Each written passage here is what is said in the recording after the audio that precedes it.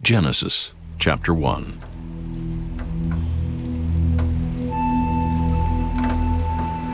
In the beginning God created the heaven and the earth was without form and void, and darkness was upon the face of the deep. And the Spirit of God moved upon the face of the waters. And God said, "Let there be light." And there was light. And God saw the light that it was good. And God divided the light from the darkness. And God called the light day, and the darkness he called night. And the evening and the morning were the first day. And God said, "Let there be a firmament in the midst of the waters, and let it divide the waters from the waters." And God made the firmament, and divided the waters which were under the firmament from the waters which were above the firmament. And it was so. And God called the firmament heaven. And the evening and the morning were the second day. And God said, "Let the waters under the heaven be gathered together unto one place, and let the dry land appear." And it was so. And God called the dry land earth, and the gathering together of the waters called he seas. And God saw that it was good.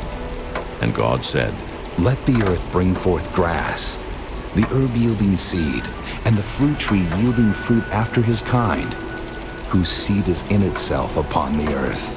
And it was so. And the earth brought forth grass and herb yielding seed after his kind, and the tree yielding fruit, whose seed was in itself after his kind. And God saw that it was good. And the evening and the morning were the third day. And God said, "Let there be lights in the firmament of the heaven to divide the day from the night, and let them be for signs and for seasons, and for days and years. And let them be for lights in the firmament of the heaven, to give light upon the earth." And it was so. And God made two great lights, the greater light to rule the day, and the lesser light to rule the night. He made the stars also. And God set them in the firmament of the heaven to give light upon the earth, and to rule over the day and over the night, and to divide the light from the darkness. And God saw that it was good. And the evening and the morning were the fourth day. And God said, "Let the waters bring forth abundantly the moving creature that hath life, and fowl that may fly above the earth in the open firmament of heaven." And God created great whales, and every living creature that moveth, which the waters brought forth abundantly after their kind, and every winged fowl after his kind. And God saw that it was good. And God blessed them, saying, "Be fruitful and multiply, and fill the waters in the seas, and let fowl multiply in the earth." And the evening and the morning were the fifth day. And God said, "Let the earth bring forth the living creature after his kind, cattle and creeping thing, and beast of the earth after his kind." And it was so. And God made the beast of the earth after his kind, and cattle after their kind, and everything that creepeth upon the earth after his kind. And God saw that it was good. And God said, "Let us make man in our image, after our likeness, and let them have dominion over the fish of the sea, and over the fowl of the air, and over the cattle, and over all the earth, and over every creeping thing that creepeth upon the earth." So God created man in his own image. In the image of God created he him. Male and female created he them. And God blessed them. And God said unto them, "Be fruitful and multiply, and replenish the earth and subdue it, and have dominion over the fish of the sea, and over the fowl of the air, and over every living thing that moveth upon the earth." And God said, "Behold, I have given you every herb-bearing seed, which is upon the face of all the earth, and every tree, in the which is the fruit of a tree yielding seed. To you it shall be for meat, and to every beast of the earth, and to every fowl of the air, and to everything that creepeth upon the earth, wherein there is life. I have given every green herb for meat." And it was so. And God saw everything that he had made, and behold, it was very good. And the evening and the morning were the sixth day.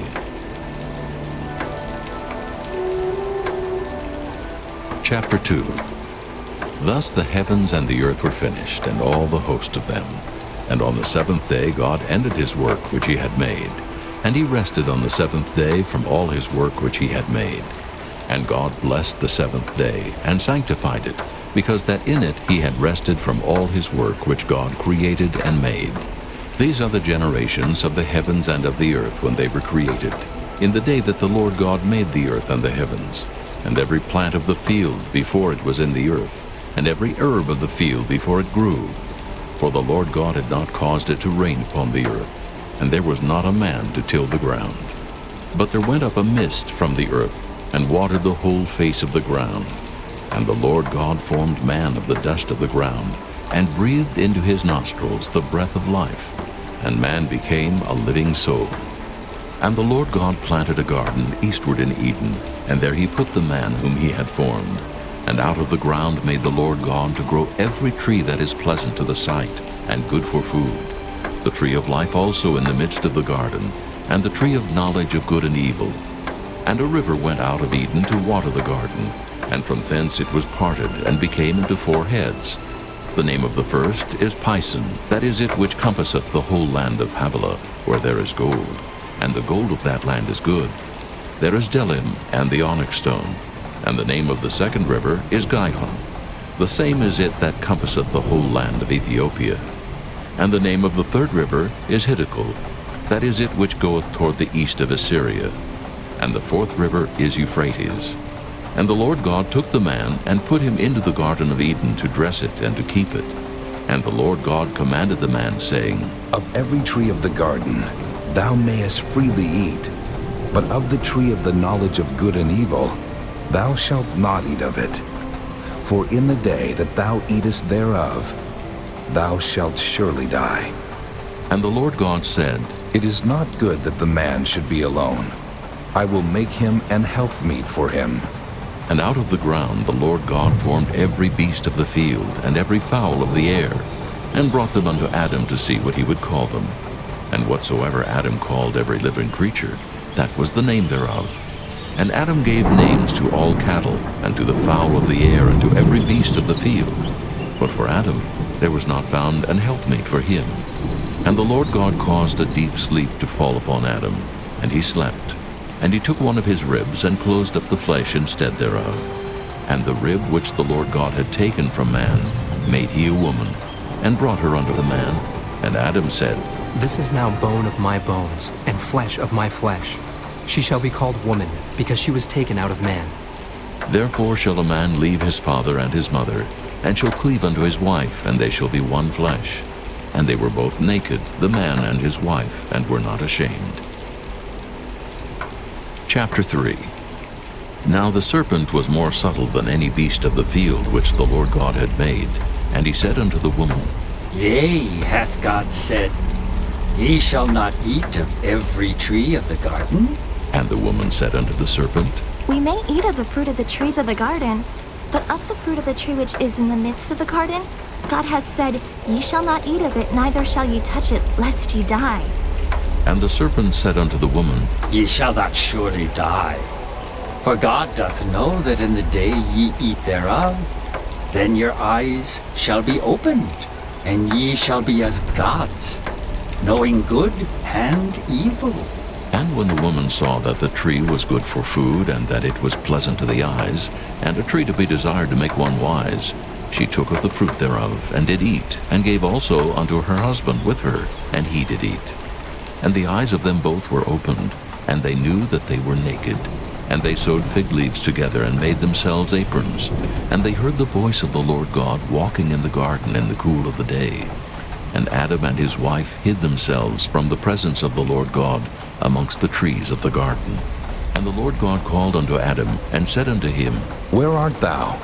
And he said, I heard thy voice in the garden, and I was afraid, because I was naked, and I hid myself. And he said, Who told thee that thou wast naked? Hast thou eaten of the tree whereof I commanded thee that thou shouldest not eat? And the man said, The woman whom thou gavest to be with me, she gave me of the tree, and I did eat. And the Lord God said unto the woman, What is this that thou hast done? And the woman said, The serpent beguiled me, and I did eat. And the Lord God said unto the serpent, Because thou hast done this, thou art cursed above all cattle, and above every beast of the field. Upon thy belly shalt thou go, and dust shalt thou eat all the days of thy life. And I will put enmity between thee and the woman, and between thy seed and her seed. It shall bruise thy head, and thou shalt bruise his heel. Unto the woman he said, I will greatly multiply thy sorrow and thy conception. In sorrow thou shalt bring forth children, and thy desire shall be to thy husband, and he shall rule over thee. And unto Adam he said, Because thou hast hearkened unto the voice of thy wife, and hast eaten of the tree of which I commanded thee, saying, Thou shalt not eat of it. Cursed is the ground for thy sake. In sorrow shalt thou eat of it all the days of thy life. Thorns also, and thistles shall it bring forth to thee. And thou shalt eat the herb of the field. In the sweat of thy face shalt thou eat bread, till thou return unto the ground.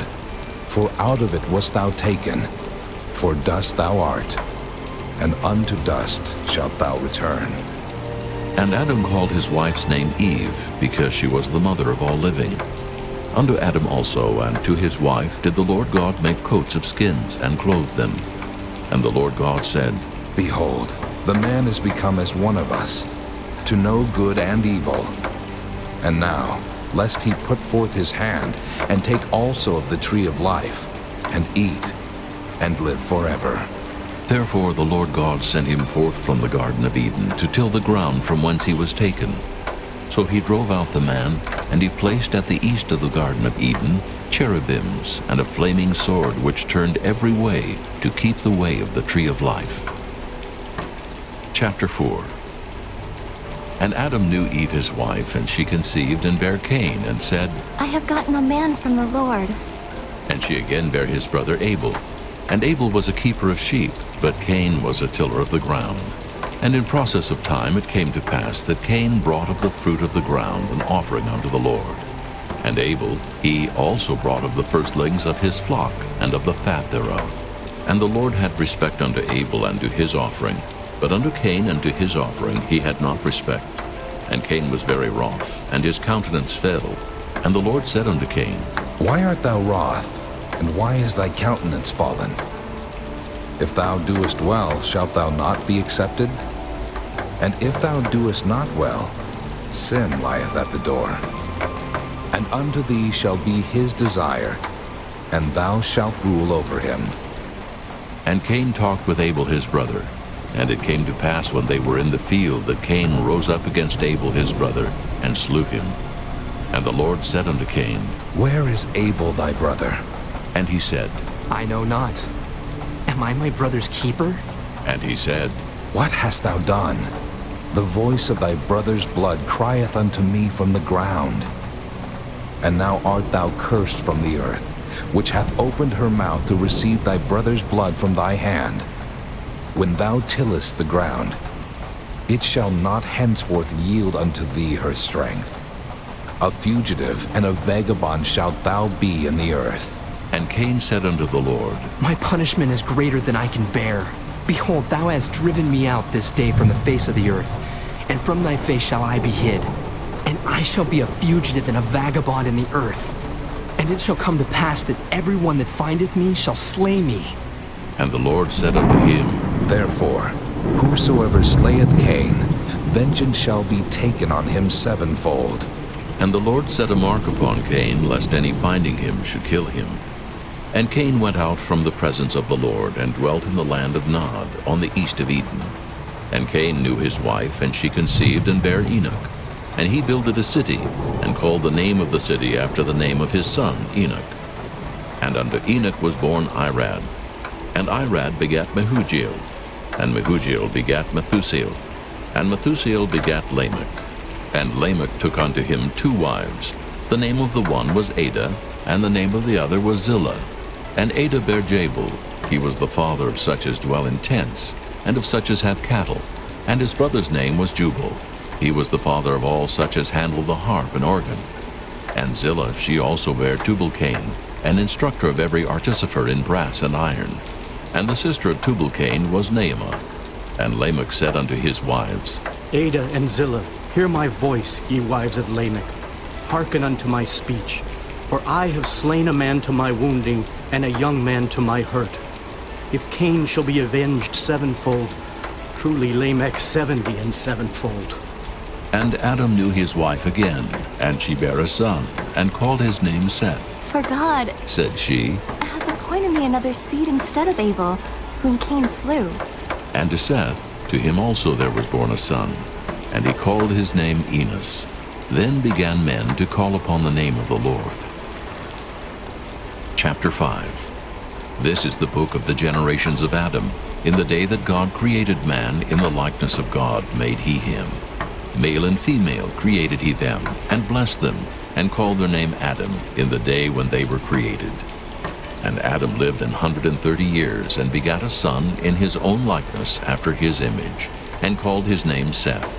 And the days of Adam, after he had begotten Seth, were 800 years, and he begat sons and daughters. And all the days that Adam lived were 930 years, and he died.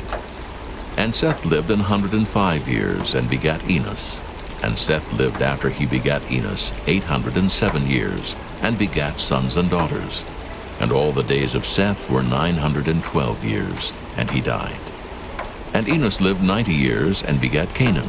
And Enos lived after he begat Canaan 815 years, and begat sons and daughters. And all the days of Enos were 905 years, and he died. And Canaan lived 70 years, and begat Mahalaleel. And Canaan lived after he begat Mahalaleel 840 years, and begat sons and daughters.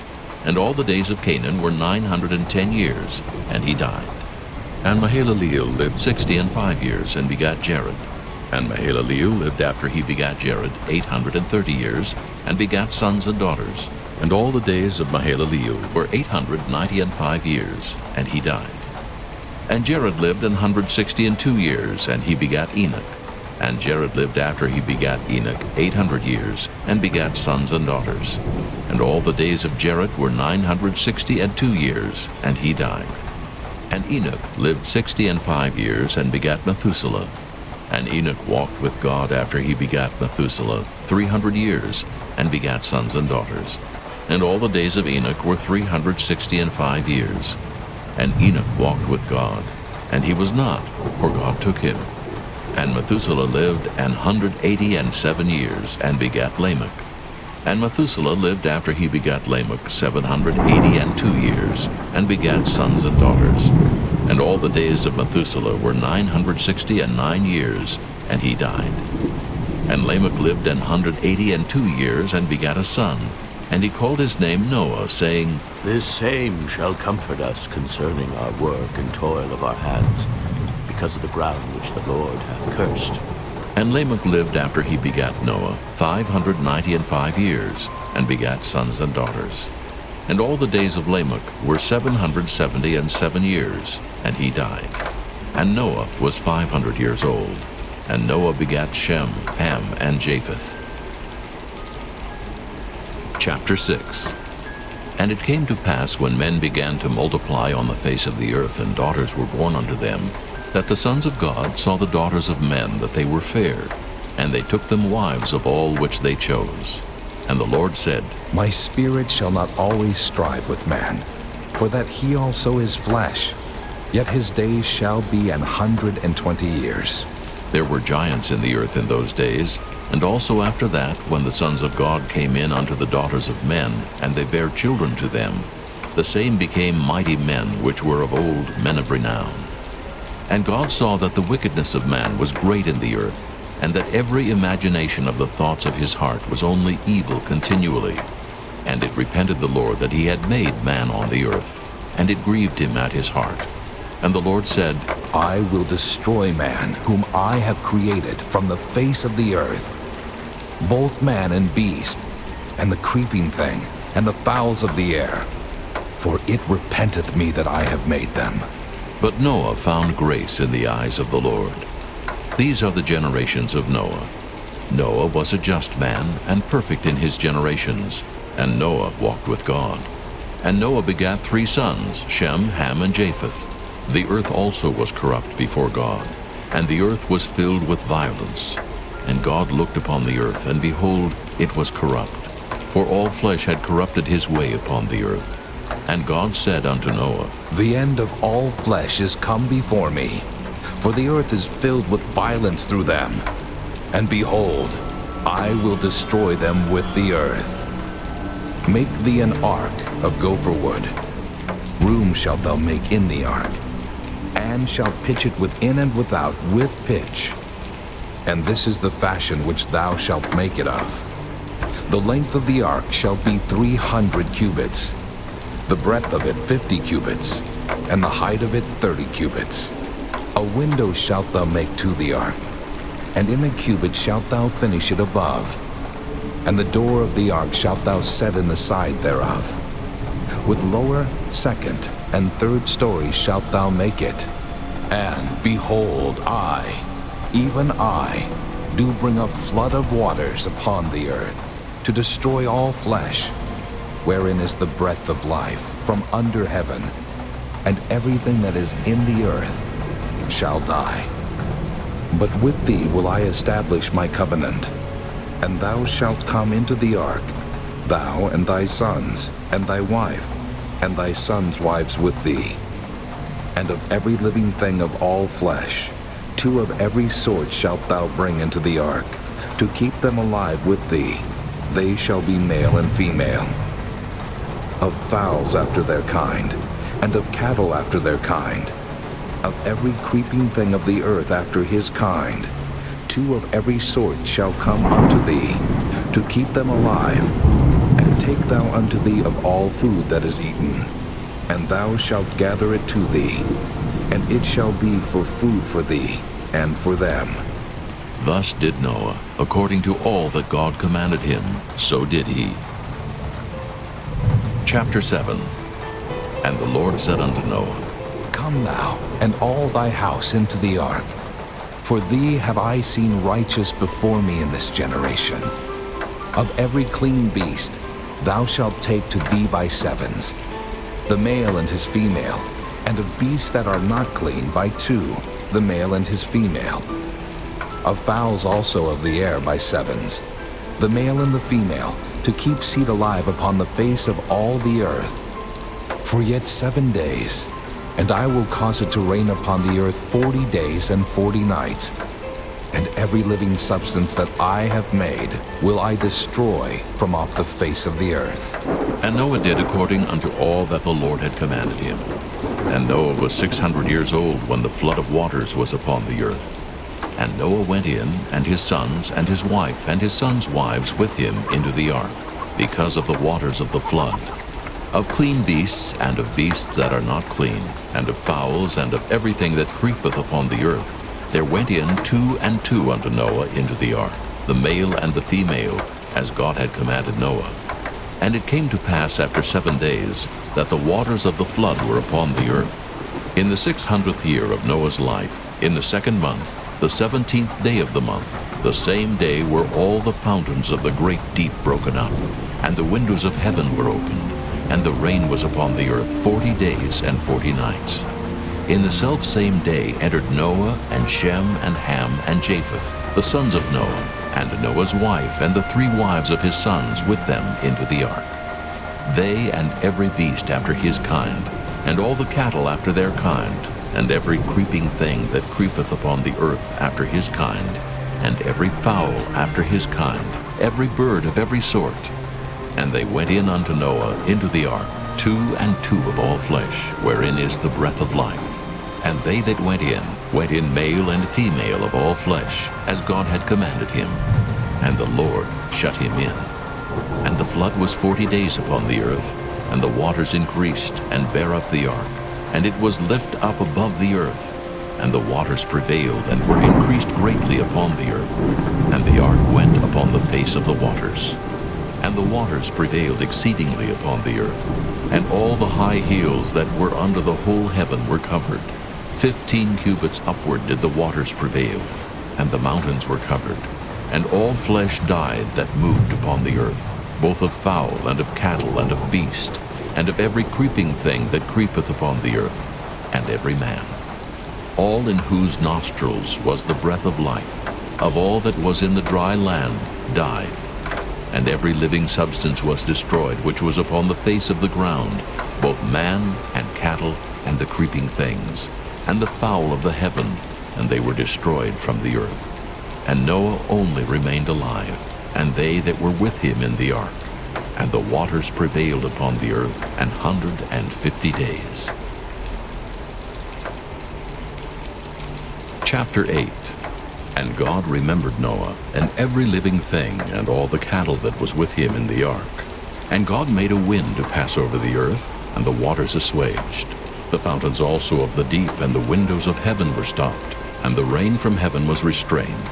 And the waters returned from off the earth continually. And after the end of the 150 days, the waters were abated. And the ark rested in the 7th month, on the 17th day of the month, upon the mountains of Ararat. And the waters decreased continually until the 10th month. In the 10th month, on the 1st day of the month, were the tops of the mountains seen. And it came to pass at the end of 40 days, that Noah opened the window of the ark which he had made. And he sent forth a raven, which went forth to and fro until the waters were dried up from off the earth. Also he sent forth a dove from him to see if the waters were abated from off the face of the ground. But the dove found no rest for the sole of her foot, and she returned unto him into the ark, for the waters were on the face of the whole earth. Then he put forth his hand and took her, and pulled her in unto him into the ark. And he stayed yet other 7 days. And again he sent forth the dove out of the ark. And the dove came into him in the evening, and lo, in her mouth was an olive leaf plucked off. So Noah knew that the waters were abated from off the earth. And he stayed yet other 7 days, and sent forth the dove, which returned not again unto him any more. And it came to pass in the 601st year, in the 1st month, the 1st day of the month, the waters were dried up from off the earth. And Noah removed the covering of the ark, and looked, and behold, the face of the ground was dry.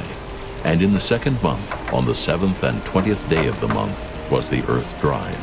And God spake unto Noah, saying, Go forth of the ark, thou and thy wife, and thy sons wives with thee.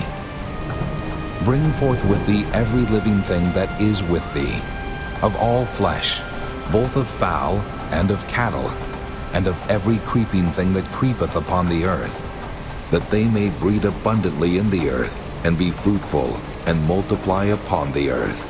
And Noah went forth, and his sons, and his wife, and his sons' wives with him. Every beast, every creeping thing, and every fowl, and whatsoever creepeth upon the earth, after their kinds, went forth out of the ark. And Noah builded an altar unto the Lord, and took of every clean beast, and of every clean fowl, and offered burnt offerings on the altar. And the Lord smelled a sweet savor, and the Lord said in his heart, I will not again curse the ground any more for man's sake. For the imagination of man's heart is evil from his youth. Neither will I again smite any more every living thing as I have done. While the earth remaineth, seed time and harvest, and cold and heat, and summer and winter, and day and night shall not cease. Chapter 9. And God blessed Noah and his sons, and said unto them, Be fruitful and multiply, and replenish the earth. And the fear of you and the dread of you shall be upon every beast of the earth, and upon every fowl of the air, upon all that moveth upon the earth, and upon all the fishes of the sea. Into your hand are they delivered.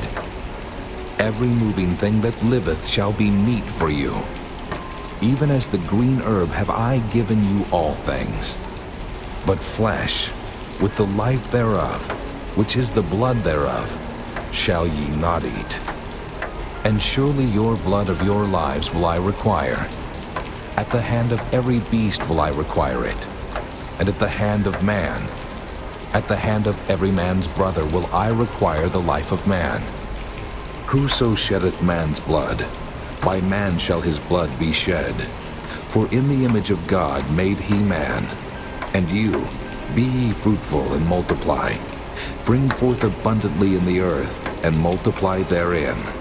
And God spake unto Noah and to his sons with him, saying, And I, behold, I establish my covenant with you, and with your seed after you, and with every living creature that is with you, of the fowl, of the cattle, and of every beast of the earth with you, from all that go out of the ark, to every beast of the earth.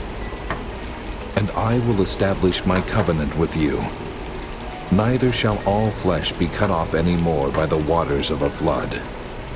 Neither shall there any more be a flood to destroy the earth. And God said, This is the token of the covenant which I make between me and you, and every living creature that is with you for perpetual generations. I do set my bow in the cloud, and it shall be for a token of a covenant between me and the earth. And it shall come to pass, when I bring a cloud over the earth, that the bow shall be seen in the cloud. And I will remember my covenant, which is between me and you and every living creature of all flesh.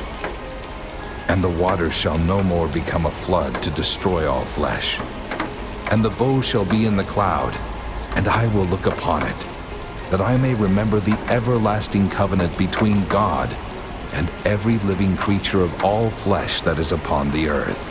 And God said unto Noah, This is the token of the covenant, which I have established between me and all flesh that is upon the earth. And the sons of Noah that went forth of the ark were Shem, and Ham, and Japheth. And Ham is the father of Canaan. These are the three sons of Noah, and of them was the whole earth overspread. And Noah began to be an husbandman, and he planted a vineyard. And he drank of the wine and was drunken, and he was uncovered within his tent. And Ham, the father of Canaan, saw the nakedness of his father, and told his two brethren without. And Shem and Japheth took a garment, and laid it upon both their shoulders, and went backward, and covered the nakedness of their father. And their faces were backward, and they saw not their father's nakedness. And Noah awoke from his wine, and knew what his younger son had done unto him. And he said, Cursed be Canaan, a servant of servants shall he be unto his brethren. And he said, Blessed be the Lord God of Shem, and Canaan shall be his servant. God shall enlarge Japheth, and he shall dwell in the tents of Shem, and Canaan shall be his servant. And Noah lived after the flood 350 years. And all the days of Noah were 950 years, and he died. Chapter 10. Now these are the generations of the sons of Noah, Shem, Ham, and Japheth. And unto them were sons born after the flood. The sons of Japheth, Gomer, and Magog, and Madai, and Javan, and Tubal, and Meshech, and Tyrus. And the sons of Gomer, Ashkenaz, and Riphath, and Togarmah. And the sons of Javan, Elisha, and Tarshish, Kittim, and Dodanim. By these were the isles of the Gentiles divided in their lands, every one after his tongue, after their families in their nations. And the sons of Ham, Cush, and Mizraim, and Phut, and Canaan. And the sons of Cush, Seba, and Havilah, and Sabta, and Reumah, and Sabteka. And the sons of Reumah, Sheba, and Dedan. And Cush begat Nimrod. He began to be a mighty one in the earth. He was a mighty hunter before the Lord. Wherefore it is said, even as Nimrod the mighty hunter before the Lord. And the beginning of his kingdom was Babel, and Ebrich, and Akkad, and Calneh in the land of Shinar. Out of that land went forth Asher, and builded Nineveh, and the city Rehoboth, and Calah, and Resen between Nineveh and Calah. The same is a great city. And Mizraim begat Ludim, and Anamim, and Lehabim, and Naphtuhim, and Perthrusim, and Cashlehim, out of whom came Philistim, and Caphtorim. And Canaan begat Sidon his firstborn, and Heth, and the Jebusite, and the Amorite, and the Girgasite, and the Hivite, and the Archite, and the Sinite, and the Arvadite, and the Zemarite, and the Hamathite. And afterward were the families of the Canaanites spread abroad. And the border of the Canaanites was from Sidon, as thou comest to Gerar unto Gaza, as thou goest unto Sodom, and Gomorrah, and Admah, and Zeboim, even unto Lasha. These are the sons of Ham after their families, after their tongues, in their countries, and in their nations. Unto Shem also, the father of all the children of Eber, the brother of Japheth the elder, even to him were children born. The children of Shem, Elam, and Asher, and Arphaxad, and Lud, and Aram. And the children of Aram, Uz, and Hul, and Gether, and Mash. And Arphaxad begat Salah, and Salah begat Eber. And unto Eber were born 2 sons. The name of one was Peleg, for in his days was the earth divided. And his brother's name was Joktan. And Joktan begat Almodad, and Sheleph, and Hazarmaveth, and Jerah, and Hadoram, and Uzal, and Diklah, and Obal, and Abimael, and Sheba, and Ophir, and Havilah, and Jobab. All these were the sons of Joktan, and their dwelling was from Mesha, as thou goest unto Sephir, a mount of the east. These are the sons of Shem, after their families, after their tongues, in their lands, after their nations. These are the families of the sons of Noah, after their generations, in their nations, and by these were the nations divided in the earth after the flood. Chapter 11. And the whole earth was of one language and of one speech. And it came to pass, as they journeyed from the east, that they found a plain in the land of Shinar, and they dwelt there. And they said one to another, Go to, let us make brick and burn them thoroughly. And they had brick for stone, and slime had they for mortar. And they said, Go to, let us build a city and a tower whose top may reach unto heaven, and let us make us a name, lest we be scattered abroad upon the face of the whole earth. And the Lord came down to see the city and the tower which the children of men builded. And the Lord said, Behold, the people is one, and they have all one language, and this they begin to do, and now nothing will be restrained from them which they have imagined to do. Go to, let us go down and there confound their language, that they may not understand one another's speech. So the Lord scattered them abroad from thence upon the face of all the earth, and they left off to build the city. Therefore is the name of it called Babel, because the Lord did there confound the language of all the earth, and from thence did the Lord scatter them abroad upon the face of all the earth. These are the generations of Shem. Shem was 100 years old and begat Arphaxad 2 years after the flood. And Shem lived after he begat Arphaxad 500 years and begat sons and daughters. And Arphaxad lived 35 years and begat Salah. And Arphaxad lived after he begat Salah 403 years, and begat sons and daughters. And Salah lived 30 years, and begat Eber. And Salah lived after he begat Eber 403 years, and begat sons and daughters. And Eber lived 34 years, and begat Peleg. And Eber lived after he begat Peleg 430 years, and begat sons and daughters. And Peleg lived 30 years, and begat Reu. And Peleg lived after he begat Reu 209 years, and begat sons and daughters. And Reu lived 32 years, and begat Serug. And Reu lived after he begat Serug 207 years, and begat sons and daughters. And Serug lived 30 years, and begat Nahor. And Serug lived after he begat Nahor 200 years, and begat sons and daughters. And Nahor lived 29 years, and begat Terah. And Nahor lived after he begat Terah 119 years, and begat sons and daughters. And Terah lived 70 years, and begat Abram, Nahor, and Haran. Now these are the generations of Terah. Terah begat Abram, Nahor, and Haran. And Haran begat Lot. And Haran died before his father Terah in the land of his nativity, in Ur of the Chaldees. And Abram and Nahor took them wives. The name of Abram's wife was Sarai, and the name of Nahor's wife, Milcah, the daughter of Haran, the father of Milcah, and the father of Iscah. But Sarai was barren, she had no child. And Terah took Abram his son, and Lot the son of Haran his son's son, and Sarai his daughter-in-law, his son Abram's wife. And they went forth with them from Ur of the Chaldees to go into the land of Canaan. And they came unto Haran, and dwelt there. And the days of Terah were 205 years, and Terah died in Haran. Chapter 12. Now the Lord had said unto Abram, Get thee out of thy country, and from thy kindred, and from thy father's house, unto a land that I will show thee. And I will make of thee a great nation, and I will bless thee, and make thy name great, and thou shalt be a blessing. And I will bless them that bless thee, and curse him that curseth thee. And in thee shall all families of the earth be blessed. So Abram departed as the Lord had spoken unto him, and Lot went with him. And Abram was 75 years old when he departed out of Haran. And Abram took Sarai his wife, and Lot his brother's son, and all their substance that they had gathered, and the souls that they had gotten in Haran, and they went forth to go into the land of Canaan.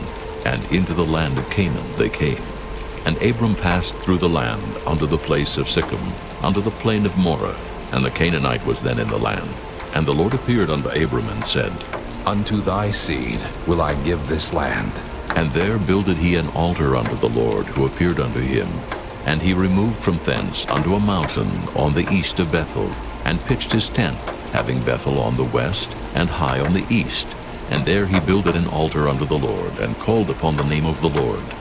And Abram journeyed, going on still toward the south. And there was a famine in the land, and Abram went down into Egypt to sojourn there, for the famine was grievous in the land. And it came to pass, when he was come near to enter into Egypt, that he said unto Sarai his wife, Behold now, I know that thou art a fair woman to look upon. Therefore it shall come to pass, when the Egyptians shall see thee, that they shall say, This is his wife, and they will kill me, but they will save thee alive. Say, I pray thee, Thou art my sister, that it may be well with me for thy sake, and my soul shall live because of thee. And it came to pass that when Abram was come into Egypt, the Egyptians beheld the woman that she was very fair. The princes also of Pharaoh saw her, and commended her before Pharaoh. And the woman was taken into Pharaoh's house, and he entreated Abram well for her sake. And he had sheep and oxen and he-asses and men-servants and maidservants and she-asses and camels. And the Lord plagued Pharaoh and his house with great plagues because of Sarai Abram's wife. And Pharaoh called Abram and said, What is this that thou hast done unto me? Why didst thou not tell me that she was thy wife? Why saidst thou, She is my sister? So I might have taken her to me to wife. Now, therefore, behold thy wife, take her, and go thy way. And Pharaoh commanded his men concerning him, and they sent him away, and his wife, and all that he had. Chapter 13. And Abram went up out of Egypt, he and his wife, and all that he had, and Lot with him into the south. And Abram was very rich in cattle, in silver, and in gold. And he went on his journeys from the south even to Bethel, unto the place where his tent had been at the beginning, between Bethel and Hai, unto the place of the altar which he had made there at the first. And there Abram called on the name of the Lord. And Lot also, which went with Abram, had flocks and herds and tents. And the land was not able to bear them, that they might dwell together, for their substance was great, so that they could not dwell together. And there was a strife between the herdmen of Abram's cattle and the herdmen of Lot's cattle. And the Canaanite and the Perizzite dwelled then in the land. And Abram said unto Lot, Let there be no strife, I pray thee, between me and thee, and between my herdmen and thy herdmen, for we be brethren. Is not the whole land before thee? Separate thyself, I pray thee, from me. If thou wilt take the left hand, then I will go to the right. Or, if thou depart to the right hand, then I will go to the left. And Lot lifted up his eyes, and beheld all the plain of Jordan, that it was well watered everywhere, before the Lord destroyed Sodom and Gomorrah, even as the garden of the Lord, like the land of Egypt, as thou comest unto Zoar. Then Lot chose him all the plain of Jordan, and Lot journeyed east, and they separated themselves the one from the other. Abram dwelled in the land of Canaan, and Lot dwelled in the cities of the plain, and pitched his tent toward Sodom. But the men of Sodom were wicked and sinners before the Lord exceedingly. And the Lord said unto Abram, after that Lot was separated from him, Lift up now thine eyes, and look from the place where thou art, northward, and southward, and eastward, and westward. For all the land which thou seest, to thee will I give it, and to thy seed forever. And I will make thy seed as the dust of the earth, so that if a man can number the dust of the earth, then shall thy seed also be numbered. Arise, walk through the land in the length of it, and in the breadth of it, for I will give it unto thee. Then Abram removed his tent, and came and dwelt in the plain of Mamre, which is in Hebron, and built there an altar unto the Lord. Chapter 14.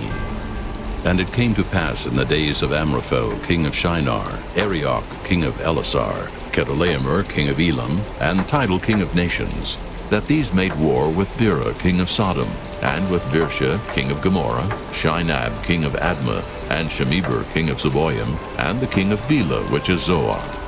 All these were joined together in the vale of Siddim, which is the Salt Sea.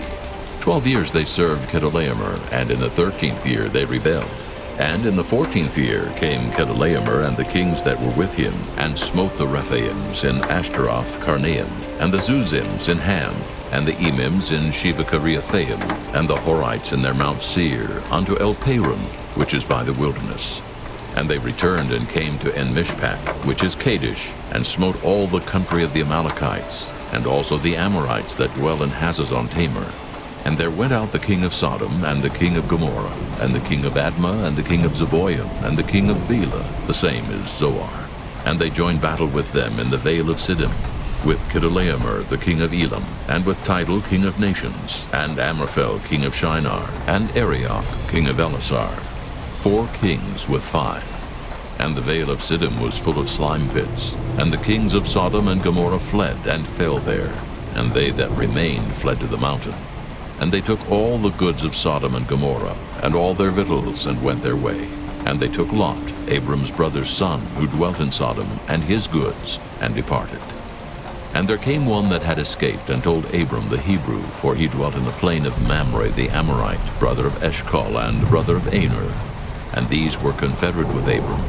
And when Abram heard that his brother was taken captive, he armed his trained servants, born in his own house, 318, and pursued them unto Dan.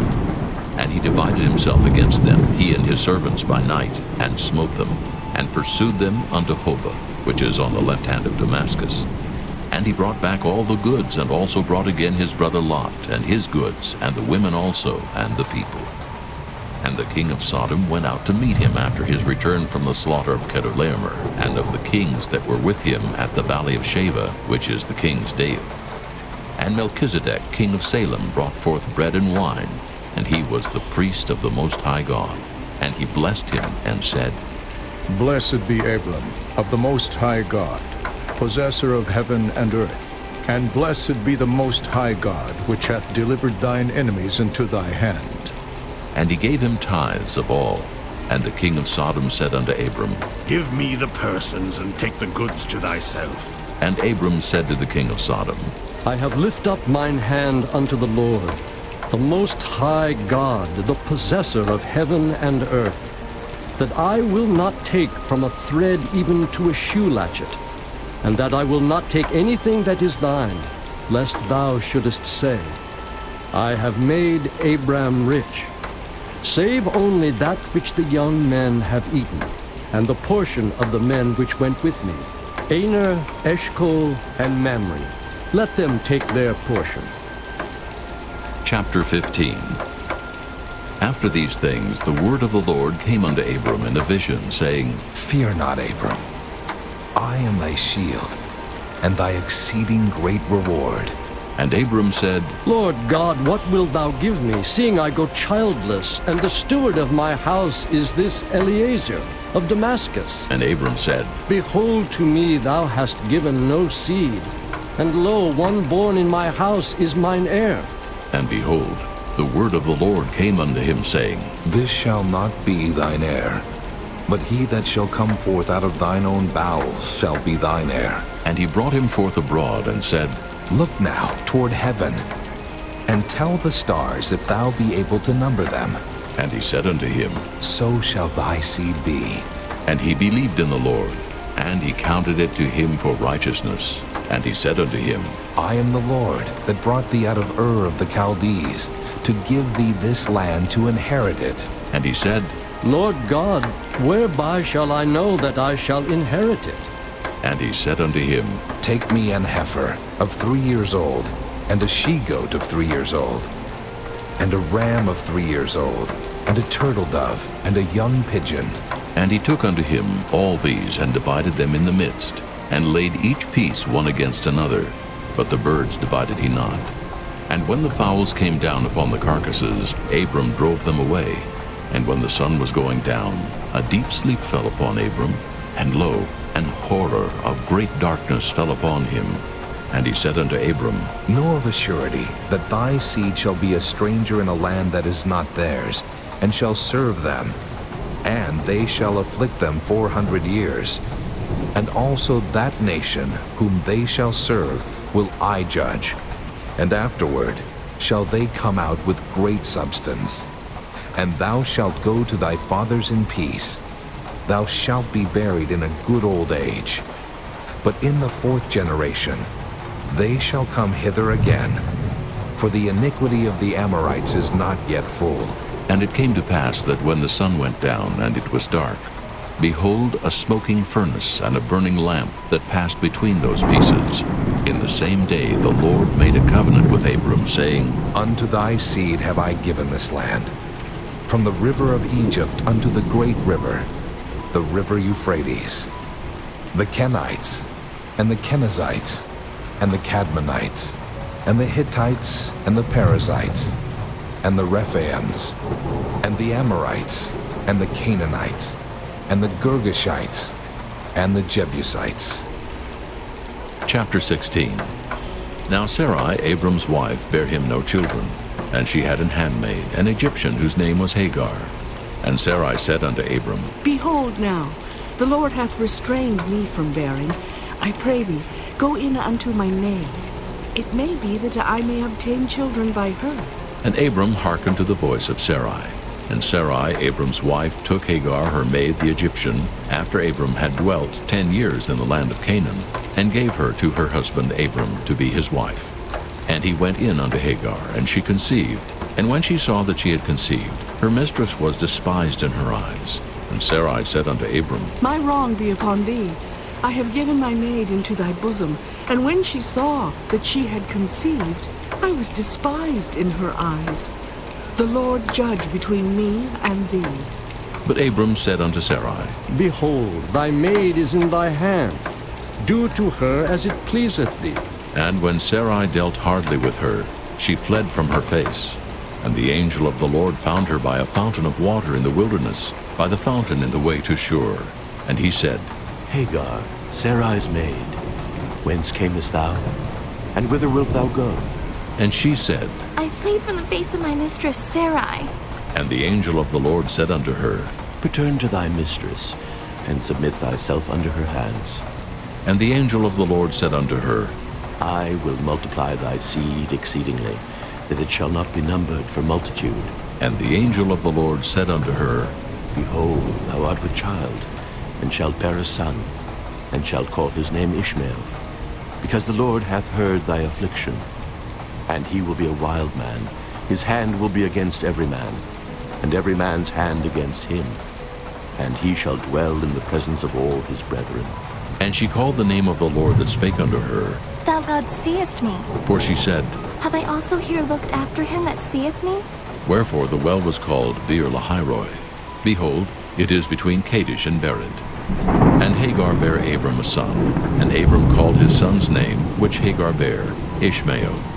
And Abram was 86 years old when Hagar bare Ishmael to Abram. Chapter 17. And when Abram was 90 years old and 9, the Lord appeared to Abram and said unto him, I am the Almighty God. Walk before me, and be thou perfect. And I will make my covenant between me and thee, and will multiply thee exceedingly. And Abram fell on his face, and God talked with him, saying, As for me, behold, my covenant is with thee, and thou shalt be a father of many nations. Neither shall thy name any more be called Abram, but thy name shall be Abraham, for a father of many nations have I made thee. And I will make thee exceeding fruitful, and I will make nations of thee, and kings shall come out of thee. And I will establish my covenant between me and thee, and thy seed after thee and their generations, for an everlasting covenant, to be a God unto thee, and to thy seed after thee. And I will give unto thee, and to thy seed after thee, the land wherein thou art a stranger, all the land of Canaan, for an everlasting possession, and I will be their God. And God said unto Abraham, Thou shalt keep my covenant therefore, thou and thy seed after thee in their generations. This is my covenant which ye shall keep between me and you and thy seed after thee. Every man-child among you shall be circumcised, and ye shall circumcise the flesh of your foreskin, and it shall be a token of the covenant betwixt me and you. And he that is 8 days old shall be circumcised among you, every man-child in your generations. He that is born in the house, or bought with money of any stranger, which is not of thy seed. He that is born in thy house, and he that is bought with thy money, must needs be circumcised. And my covenant shall be in your flesh for an everlasting covenant. And the uncircumcised man-child, whose flesh of his foreskin is not circumcised, that soul shall be cut off from his people. He hath broken my covenant. And God said unto Abraham, As for Sarai thy wife, thou shalt not call her name Sarai, but Sarah shall her name be. And I will bless her, and give thee a son also of her. Yea, I will bless her, and she shall be a mother of nations. Kings of people shall be of her.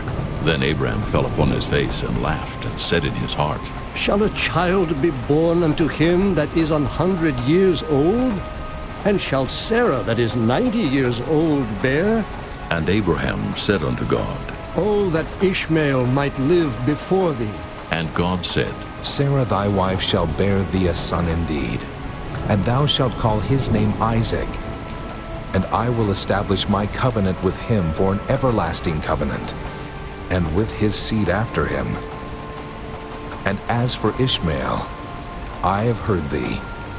Behold, I have blessed him, and will make him fruitful, and will multiply him exceedingly. 12 princes shall he beget, and I will make him a great nation. But my covenant will I establish with Isaac, which Sarah shall bear unto thee at this set time in the next year. And he left off talking with him, and God went up from Abraham. And Abraham took Ishmael his son, and all that were born in his house, and all that were bought with his money, every male among the men of Abraham's house, and circumcised the flesh of their foreskin in the selfsame day, as God had said unto him. And Abraham was 90 years old and 9 when he was circumcised in the flesh of his foreskin. And Ishmael his son was 13 years old when he was circumcised in the flesh of his foreskin. In the selfsame day was Abraham circumcised, and Ishmael his son. And all the men of his house, born in the house, and bought with money of the stranger, were circumcised with him. Chapter 18. And the Lord appeared unto him in the plains of Mamre, and he sat in the tent door in the heat of the day. And he lifted up his eyes and looked, and lo, 3 men stood by him. And when he saw them, he ran to meet them from the tent door, and bowed himself toward the ground, and said, My Lord, if now I have found favor in thy sight, pass not away, I pray thee, from thy servant. Let a little water, I pray you, be fetched, and wash your feet, and rest yourselves under the tree. And I will fetch a morsel of bread, and comfort ye your hearts. After that ye shall pass on. For therefore are ye come to your servant. And they said, So do as thou hast said. And Abraham hastened into the tent unto Sarah, and said, Make ready quickly 3 measures of fine meal, knead it, and make cakes upon the hearth. And Abraham ran unto the herd, and fetched a calf tender and good, and gave it unto a young man, and he hasted to dress it. And he took butter and milk and the calf which he had dressed, and set it before them. And he stood by them under the tree, and they did eat. And they said unto him, Where is Sarah, thy wife? And he said, Behold, in the tent. And he said, I will certainly return unto thee according to the time of life, and lo, Sarah thy wife shall have a son. And Sarah heard it in the tent door which was behind him. Now Abraham and Sarah were old and well stricken in age, and it ceased to be with Sarah after the manner of women. Therefore Sarah laughed within herself, saying, After I am waxed old, shall I have pleasure, my Lord, being old also? And the Lord said unto Abraham, Wherefore did Sarah laugh? saying, Shall I of a surety bear a child which am old? Is anything too hard for the Lord? At the time appointed, I will return unto thee, according to the time of life, and Sarah shall have a son. Then Sarah denied, saying, I laughed not. for she was afraid. And he said, Nay, but thou didst laugh. And the men rose up from thence, and looked toward Sodom. And Abraham went with them to bring them on the way. And the Lord said, Shall I hide from Abraham that thing which I do? Seeing that Abraham shall surely become a great and mighty nation, and all the nations of the earth shall be blessed in him?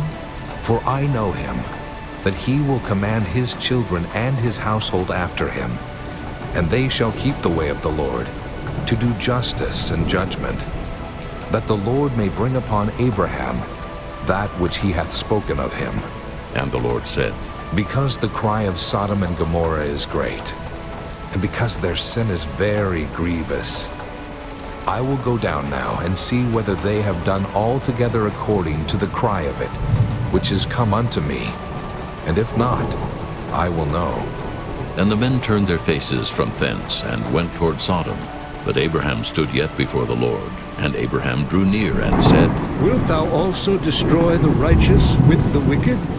Peradventure there be 50 righteous within the city. Wilt thou also destroy and not spare the place for the 50 righteous that are therein?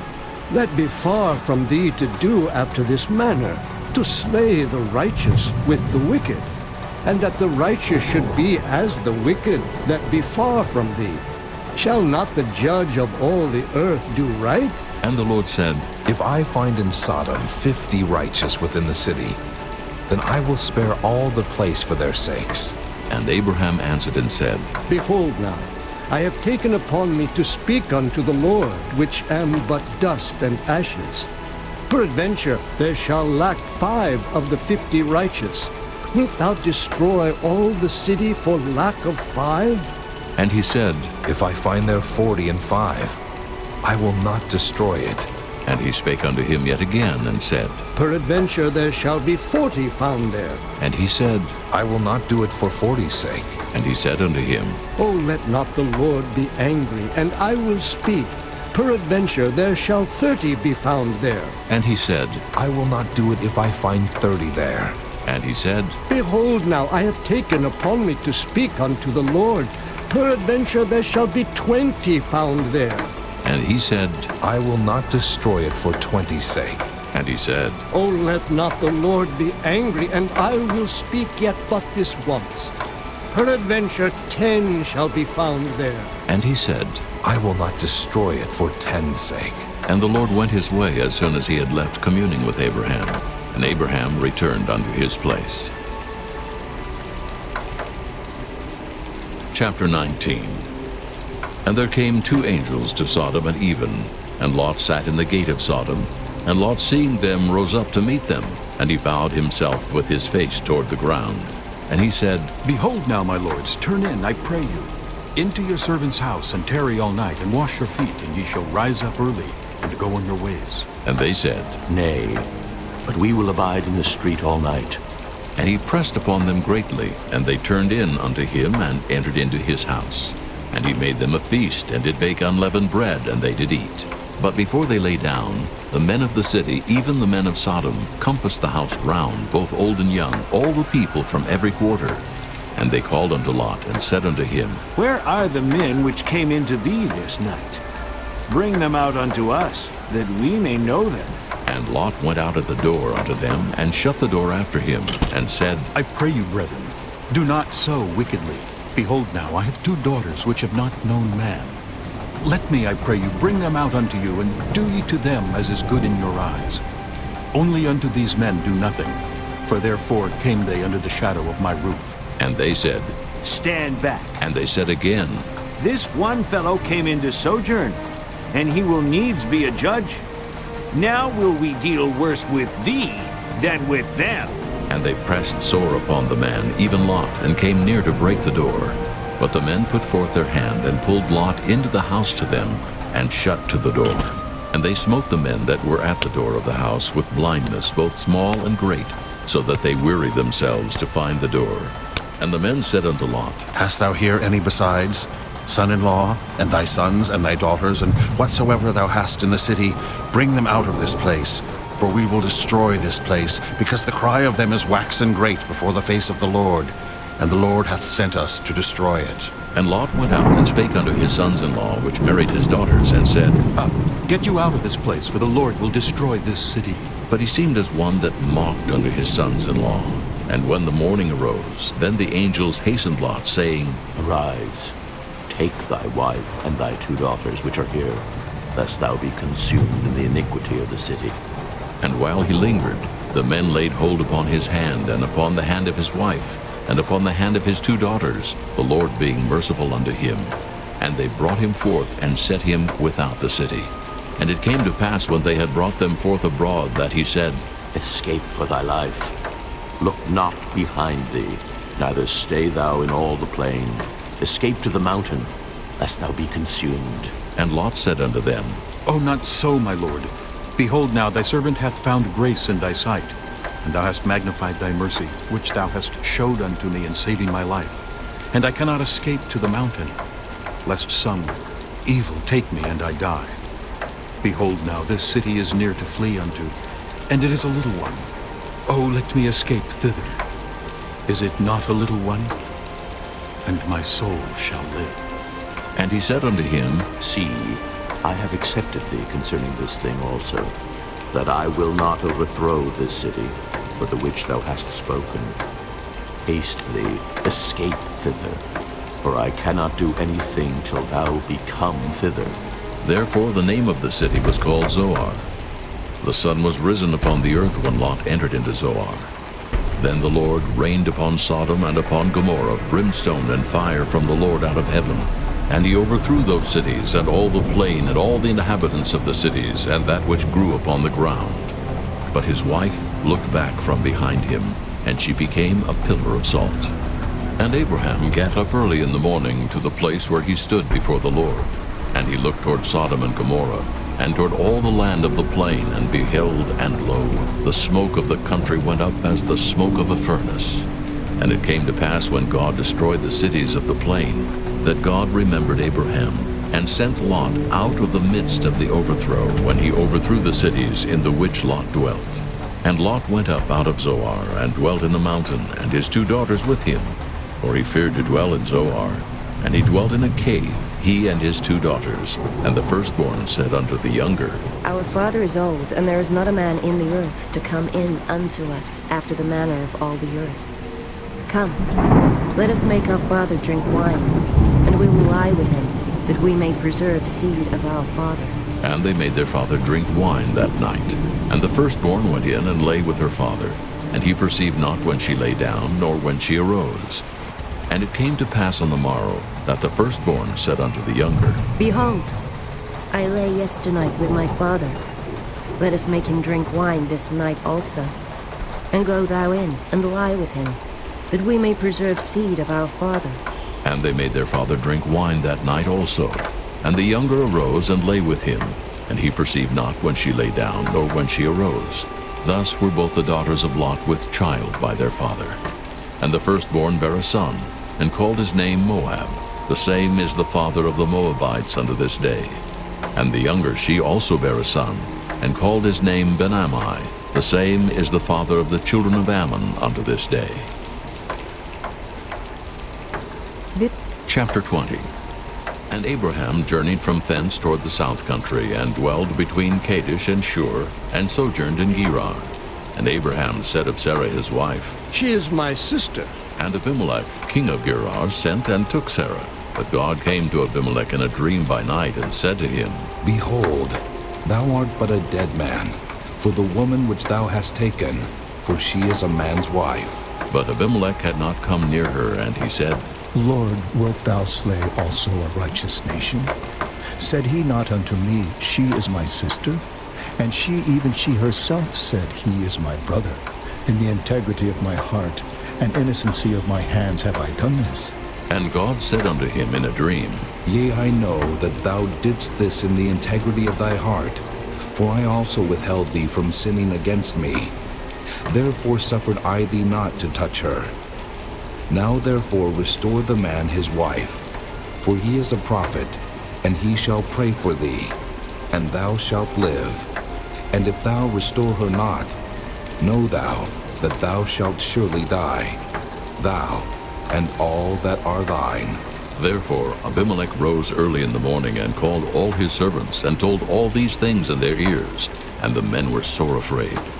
Then Abimelech called Abraham and said unto him, What hast thou done unto us?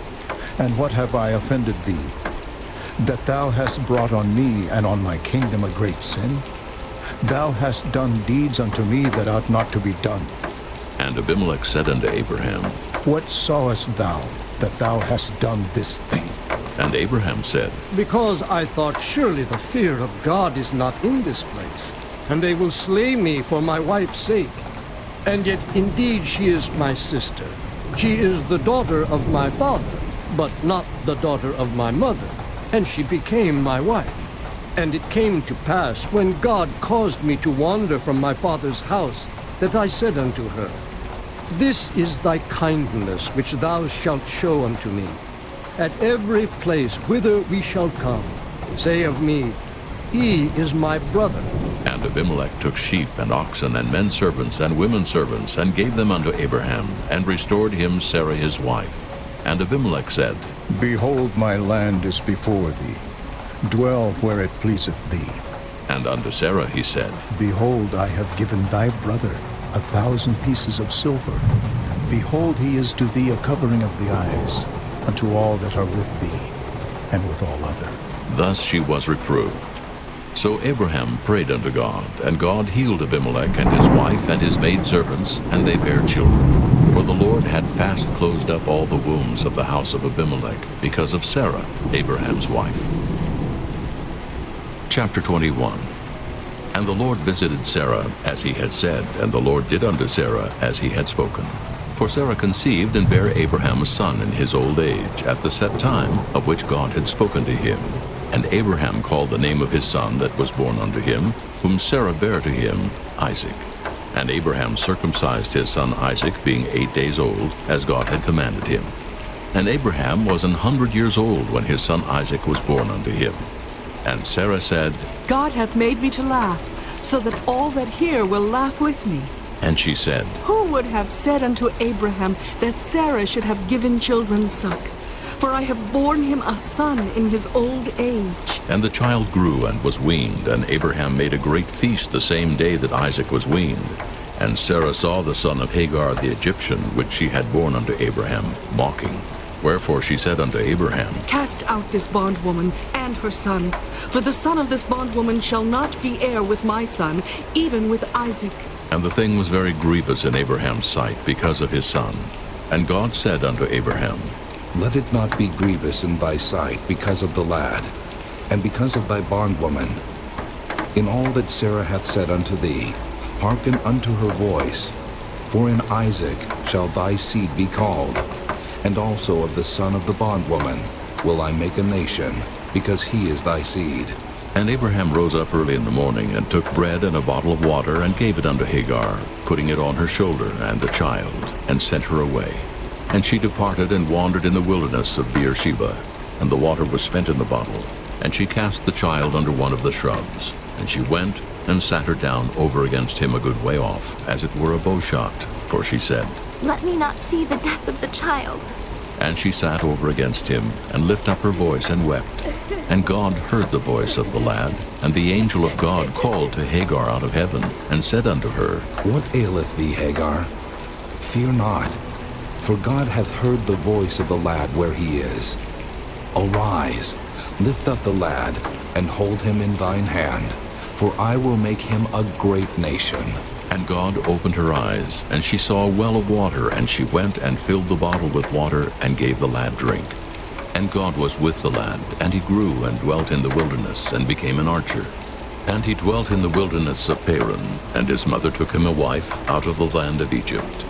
And it came to pass at that time that Abimelech and Phicol, the chief captain of his host, spake unto Abraham, saying, God is with thee in all that thou doest. Now therefore swear unto me here by God that thou wilt not deal falsely with me, nor with my son, nor with my son's son, but according to the kindness that I have done unto thee, thou shalt do unto me, and to the land wherein thou hast sojourned. And Abraham said, I will swear. And Abraham reproved Abimelech because of a well of water which Abimelech's servants had violently taken away. And Abimelech said, I wot not who hath done this thing, neither didst thou tell me, neither yet heard I of it, but today. And Abraham took sheep and oxen and gave them unto Abimelech, and both of them made a covenant. And Abraham set 7 ewe lambs of the flock by themselves. And Abimelech said unto Abraham, What mean these 7 ewe lambs, which thou hast set by themselves? And he said, For these 7 ewe lambs shalt thou take of my hand, that they may be a witness unto me, that I have digged this well. Wherefore he called that place Beersheba, because there they sware both of them. Thus they made a covenant at Beersheba. Then Abimelech rose up, and Phicol the chief captain of his host, and they returned into the land of the Philistines. And Abraham planted a grove in Beersheba, and called thereon the name of the Lord, the everlasting God. And Abraham sojourned in the Philistines' land many days. Chapter 22. And it came to pass after these things that God did tempt Abraham, and said unto him, Abraham. And he said, Behold, here I am. And he said, Take now thy son, thine only son Isaac, whom thou lovest, and get thee into the land of Moriah, and offer him there for a burnt offering upon one of the mountains which I will tell thee of. And Abraham rose up early in the morning, and saddled his ass, and took 2 of his young men with him, and Isaac his son, and clave the wood for the burnt offering, and rose up, and went unto the place of which God had told him. Then on the 3rd day Abraham lifted up his eyes, and saw the place afar off. And Abraham said unto his young men, Abide ye here with the ass, and I and the lad will go yonder and worship, and come again to you. And Abraham took the wood of the burnt offering, and laid it upon Isaac his son. And he took a fire in his hand, and a knife, and they went both of them together. And Isaac spake unto Abraham his father, and said, My father. And he said, Here am I, my son. And he said, Behold the fire and the wood, but where is the lamb for a burnt offering? And Abraham said, My son, God will provide himself a lamb for a burnt offering. So they went, both of them together. And they came to the place which God had told him of. And Abraham built an altar there, and laid the wood in order, and bound Isaac his son, and laid him on the altar upon the wood. And Abraham stretched forth his hand, and took the knife to slay his son. And the angel of the Lord called unto him out of heaven, and said, Abraham, Abraham. And he said, Here am I. And he said, Lay not thine hand upon the lad, neither do thou anything unto him. For now I know that thou fearest God, seeing thou hast not withheld thy son, thine only son, from me. And Abraham lifted up his eyes, and looked, and behold behind him a ram caught in a thicket by his horns. And Abraham went and took the ram, and offered him up for a burnt offering in the stead of his son. And Abraham called the name of that place Jehovah-Jireh, as it is said to this day, In the mount of the Lord it shall be seen. And the angel of the Lord called unto Abraham out of heaven the 2nd time, and said, By myself have I sworn, saith the Lord. For because thou hast done this thing, and hast not withheld thy son, thine only son, that in blessing I will bless thee, and in multiplying I will multiply thy seed as the stars of the heaven, and as the sand which is upon the seashore, and thy seed shall possess the gate of his enemies. And in thy seed shall all the nations of the earth be blessed, because thou hast obeyed my voice. So Abraham returned unto his young men, and they rose up and went together to Beersheba. And Abraham dwelt at Beersheba. And it came to pass after these things, that it was told Abraham, saying, Behold, Milcah, she hath also borne children unto thy brother Nahor, Huz his firstborn, and Buz his brother, and Kemuel the father of Aram, and Kesed, and Hazor, and Pildash, and Jidlaph, and Bethuel. And Bethuel begat Rebekah. These 8 Milcah did bear to Nahor, Abraham's brother, and his concubine, whose name was Reumah, she bare also Tebah, and Gahem, and Thahash, and Maacah. Chapter 23. And Sarah was 127 years old. These were the years of the life of Sarah. And Sarah died in Kirjath-arba, the same as Hebron in the land of Canaan. And Abraham came to mourn for Sarah, and to weep for her. And Abraham stood up from before his dead, and spake unto the sons of Heth, saying, I am a stranger and a sojourner with you. Give me a possession of a burying place with you, that I may bury my dead out of my sight. And the children of Heth answered Abraham, saying unto him, Hear us, my lord, thou art a mighty prince among us. In the choice of our sepulchres, bury thy dead. None of us shall withhold from thee his sepulchre, but that thou mayest bury thy dead. And Abraham stood up and bowed himself to the people of the land, even to the children of Heth. And he communed with them, saying, If it be your mind that I should bury my dead out of my sight, hear me, and entreat for me to Ephron, the son of Zohar, that he may give me the cave of Machpelah, which he hath, which is in the end of his field. For as much money as it is worth, he shall give it me for a possession of a burying place amongst you. And Ephron dwelt among the children of Heth. And Ephron the Hittite answered Abraham in the audience of the children of Heth, even of all that went in at the gate of his city, saying, Nay, my lord, hear me. The field give I thee, and the cave that is therein I give it thee. In the presence of the sons of my people give I it thee. Bury thy dead. And Abraham bowed down himself before the people of the land. And he spake unto Ephron in the audience of the people of the land, saying, But if thou wilt give it, I pray thee hear me. I will give thee money for the field. Take it of me, and I will bury my dead there. And Ephron answered Abraham, saying unto him, My lord, hearken unto me. The land is worth 400 shekels of silver. What is that betwixt me and thee? Bury therefore thy dead. And Abraham hearkened unto Ephron. And Abraham weighed to Ephron the silver which he had named in the audience of the sons of Heth, 400 shekels of silver, current money with the merchant. And the field of Ephron, which was in Machpelah, which was before Mamre, the field and the cave which was therein, and all the trees that were in the field, that were in all the borders round about, were made sure unto Abraham for a possession in the presence of the children of Heth, before all that went in at the gate of his city. And after this Abraham buried Sarah his wife in the cave of the field of Machpelah, before Mamre, the same as Hebron in the land of Canaan.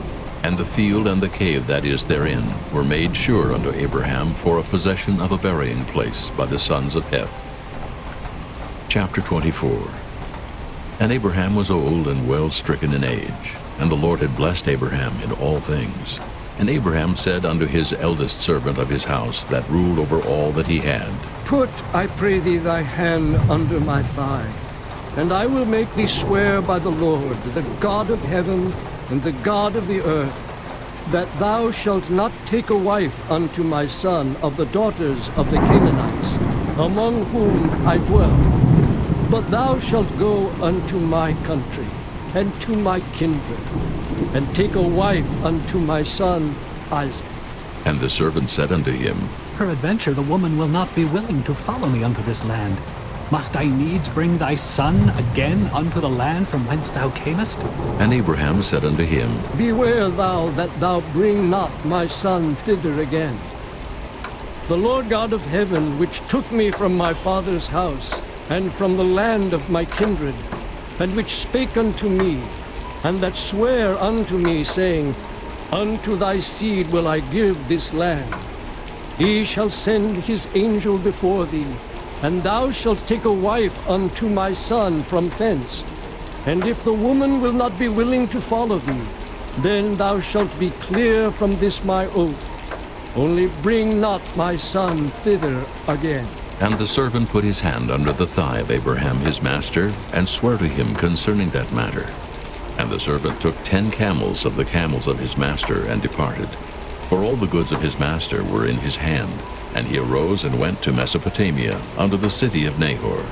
And he made his camels to kneel down without the city by a well of water at the time of the evening, even the time that women go out to draw water.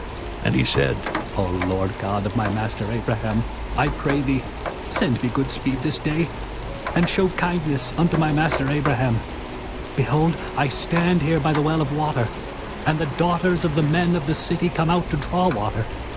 And let it come to pass, that the damsel to whom I shall say, Let down thy pitcher, I pray thee, that I may drink, and she shall say, Drink, and I will give thy camels drink also. Let the same be she that thou hast appointed for thy servant Isaac. And thereby shall I know that thou hast showed kindness unto my master. And it came to pass before he had done speaking, that behold, Rebekah came out, who was born of Bethuel, son of Milcah, the wife of Nahor, Abraham's brother, with her pitcher upon her shoulder. And the damsel was very fair to look upon, a virgin, neither had any man known her. And she went down to the well, and filled her pitcher, and came up. And the servant ran to meet her, and said, Let me, I pray thee, drink a little water of thy pitcher. And she said, Drink, my lord. And she hasted and let down her pitcher upon her hand, and gave him drink. And when she had done giving him drink, she said, I will draw water for thy camels also, until they have done drinking. And she hasted and emptied her pitcher into the trough, and ran again unto the well to draw water, and drew for all his camels. And the man, wondering at her, held his peace, to wit whether the Lord had made his journey prosperous or not. And it came to pass, as the camels had done drinking, that the man took a golden earring of 1/2 shekel weight, and 2 bracelets for her hands, of 10 shekels weight of gold, and said, Whose daughter art thou? Tell me, I pray thee, is there room in thy father's house for us to lodge in? And she said unto him, I am the daughter of Bethuel, the son of Milcah, which she bare unto Nahor. She said moreover unto him, We have both straw and provender enough, and room to lodge in. And the man bowed down his head, and worshipped the Lord. And he said, Blessed be the Lord God of my master Abraham, who hath not left destitute my master of his mercy and his truth. I being in the way, the Lord led me to the house of my master's brethren. And the damsel ran and told them of her mother's house these things. And Rebekah had a brother, and his name was Laban. And Laban ran out unto the man unto the well. And it came to pass, when he saw the earring and bracelets upon his sister's hands, and when he heard the words of Rebekah his sister, saying, Thus spake the man unto me, that he came unto the man. And behold, he stood by the camels at the well. And he said, Come in, thou blessed of the Lord. Wherefore standest thou without? For I have prepared the house and room for the camels. And the man came into the house, and he ungirded his camels, and gave straw and provender for the camels, and water to wash his feet, and the men's feet that were with him. And there was set meat before him to eat. But he said, I will not eat until I have told mine errand. And he said, Speak on. And he said, I am Abraham's servant, and the Lord hath blessed my master greatly. And he is become great, and he hath given him flocks, and herds, and silver and gold, and menservants, and maidservants, and camels, and asses.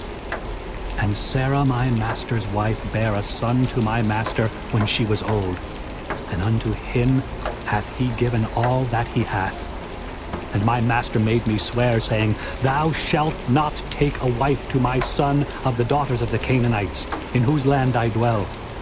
But thou shalt go unto my father's house, and to my kindred, and take a wife unto my son. And I said unto my master, Peradventure the woman will not follow me. And he said unto me, The Lord before whom I walk will send his angel with thee, and prosper thy way. And thou shalt take a wife for my son of my kindred, and of my father's house. Then shalt thou be clear from this my oath, when thou comest to my kindred. And if they give not thee one, thou shalt be clear from my oath.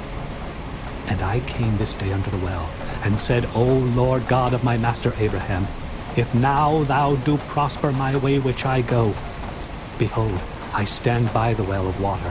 And it shall come to pass, that when the virgin cometh forth to draw water, and I say to her, Give me, I pray thee, a little water of thy pitcher to drink. And she say to me, Both drink thou, and I will also draw for thy camels. Let the same be the woman whom the Lord hath appointed out for my master's son. And before I had done speaking in mine heart, behold, Rebekah came forth with her pitcher on her shoulder. And she went down unto the well, and drew water. And I said unto her, Let me drink, I pray thee. And she made haste, and let down her pitcher from her shoulder, and said, Drink, and I will give thy camels drink also. So I drank, and she made the camels drink also. And I asked her, and said, Whose daughter art thou? And she said, The daughter of Bethuel, Nahor's son, whom Milcah bare unto him. And I put the earring upon her face, and the bracelets upon her hands. And I bowed down my head, and worshipped the Lord, and blessed the Lord God of my master Abraham, which had led me in the right way to take my master's brother's daughter unto his son. And now if ye will deal kindly and truly with my master, tell me. And if not, tell me, that I may turn to the right hand or to the left. Then Laban and Bethuel answered and said, The thing proceedeth from the Lord. We cannot speak unto thee bad or good. Behold, Rebekah is before thee. Take her, and go, and let her be thy master's son's wife, as the Lord hath spoken. And it came to pass that when Abraham's servant heard their words, he worshipped the Lord, bowing himself to the earth. And the servant brought forth jewels of silver and jewels of gold and raiment, and gave them to Rebekah. He gave also to her brother and to her mother precious things. And they did eat and drink, he and the men that were with him, and tarried all night. And they rose up in the morning, and he said, Send me away unto my master.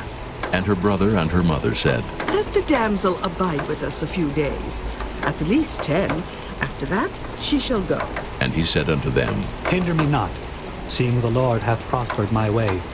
Send me away that I may go to my master. And they said, We will call the damsel and inquire at her mouth. And they called Rebekah and said unto her, Wilt thou go with this man? And she said, I will go. And they sent away Rebekah their sister and her nurse and Abraham's servant and his men. And they blessed Rebekah and said unto her, Thou art our sister. Be thou the mother of thousands of millions, and let thy seed possess the gate of those which hate them. And Rebekah arose and her damsels, and they rode upon the camels and followed the man. And the servant took Rebekah and went his way. And Isaac came from the way of the well of Lahairoi, for he dwelt in the south country. And Isaac went out to meditate in the field at the eventide. And he lifted up his eyes and saw, and behold, the camels were coming.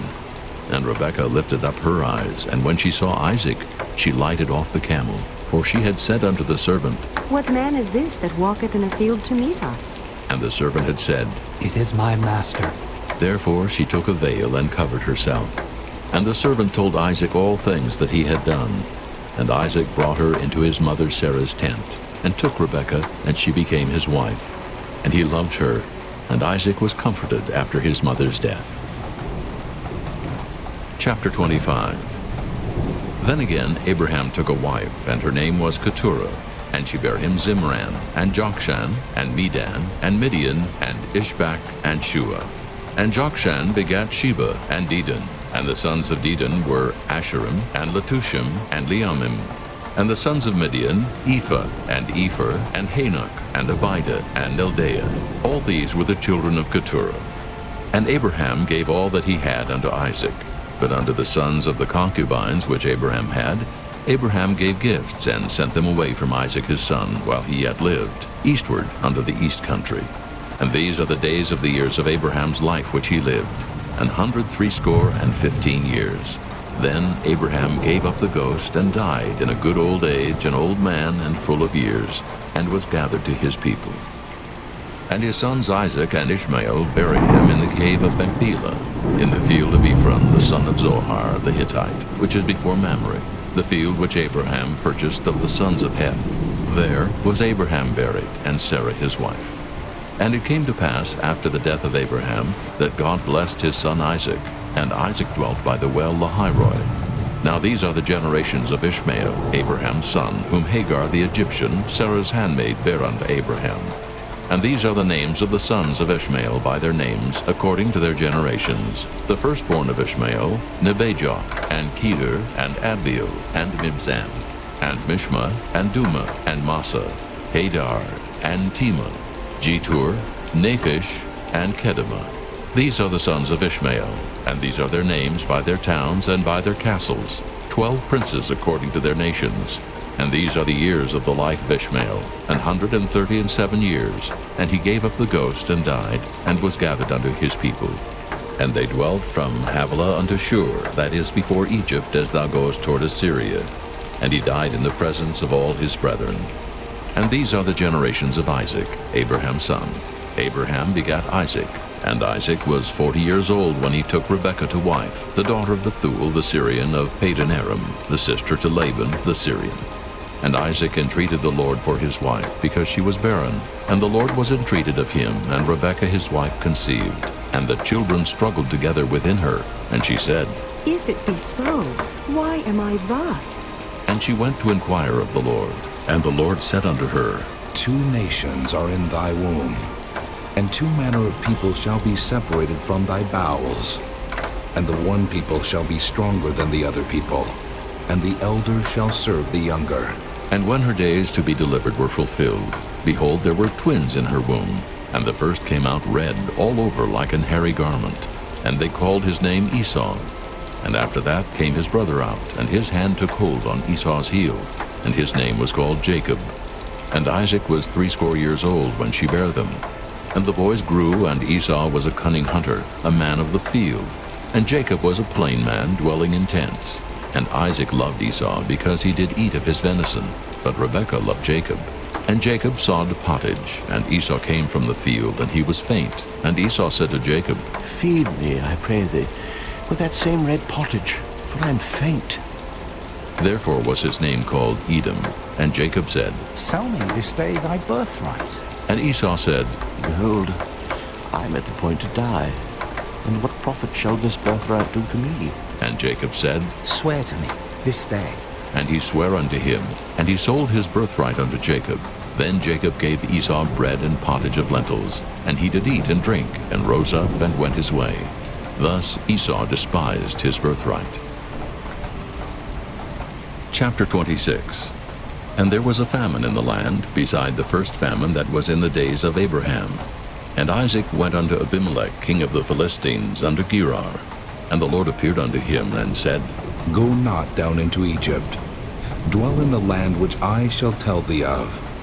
Sojourn in this land, and I will be with thee, and will bless thee. For unto thee and unto thy seed I will give all these countries. And I will perform the oath which I swear unto Abraham thy father. And I will make thy seed to multiply as the stars of heaven, and will give unto thy seed all these countries. And in thy seed shall all the nations of the earth be blessed, because that Abraham obeyed my voice, and kept my charge, my commandments, my statutes, and my laws. And Isaac dwelt in Gerar, and the men of the place asked him of his wife, and he said, She is my sister. For he feared to say, She is my wife. Lest, said he, the men of the place should kill me for Rebekah, because she was fair to look upon. And it came to pass, when he had been there a long time, that Abimelech, king of the Philistines, looked out at a window, and saw, and behold, Isaac was sporting with Rebekah his wife. And Abimelech called Isaac, and said, Behold, of a surety she is thy wife. And how saidst thou, She is my sister? And Isaac said unto him, Because I said, Lest I die for her. And Abimelech said, What is this thou hast done unto us? One of the people might lightly have lain with thy wife, and thou shouldest have brought guiltiness upon us. And Abimelech charged all his people, saying, He that toucheth this man, or his wife, shall surely be put to death. Then Isaac sowed in that land, and received in the same year 100-fold. And the Lord blessed him. And the man waxed great, and went forward, and grew until he became very great. For he had possession of flocks, and possession of herds, and great store of servants. And the Philistines envied him, for all the wells which his father's servants had digged in the days of Abraham his father, the Philistines had stopped them, and filled them with earth.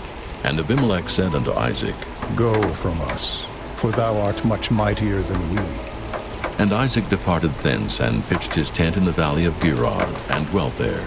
And Isaac digged again the wells of water which they had digged in the days of Abraham his father, for the Philistines had stopped them after the death of Abraham. And he called their names after the names by which his father had called them. And Isaac's servants digged in the valley, and found there a well of springing water. And the herdmen of Gerar did strive with Isaac's herdmen, saying, The water is ours. And he called the name of the well Esek, because they strove with him. And they digged another well, and strove for that also. And he called the name of it Sitnah. And he removed from thence, and digged another well, and for that they strove not. And he called the name of it Rehoboth. And he said, For now the Lord hath made room for us, and we shall be fruitful in the land. And he went up from thence to Beersheba. And the Lord appeared unto him the same night, and said, I am the God of Abraham thy father. Fear not, for I am with thee, and will bless thee, and multiply thy seed for my servant Abraham's sake. And he builded an altar there, and called upon the name of the Lord, and pitched his tent there. And there Isaac's servants digged a well. Then Abimelech went to him from Gerar, and Ahazath, one of his friends, and Phicol, the chief captain of his army. And Isaac said unto them, Wherefore come ye to me, seeing ye hate me, and have sent me away from you? And they said, We saw certainly that the Lord was with thee. And we said, Let there be now an oath betwixt us, even betwixt us and thee, and let us make a covenant with thee, that thou wilt do us no hurt, as we have not touched thee, and as we have done unto thee nothing but good, and have sent thee away in peace. Thou art now the blessed of the Lord. And he made them a feast, and they did eat and drink. And they rose up betimes in the morning, and sware one to another, and Isaac sent them away, and they departed from him in peace. And it came to pass the same day that Isaac's servants came, and told him concerning the well which they had digged, and said unto him, We have found water. And he called it Sheba. Therefore the name of the city is Beersheba unto this day. And Esau was 40 years old when he took to wife Judith the daughter of Beeri the Hittite, and Bashemath the daughter of Elon the Hittite, which were a grief of mind unto Isaac and to Rebekah. Chapter 27. And it came to pass that when Isaac was old, and his eyes were dim, so that he could not see, he called Esau his eldest son, and said unto him, My son.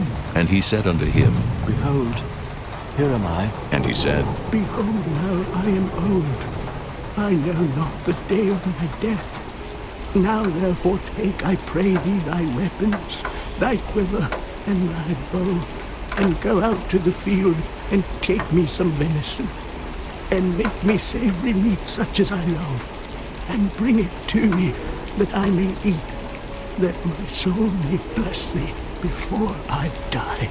And Rebekah heard when Isaac spake to Esau his son. And Esau went to the field to hunt for venison, and to bring it.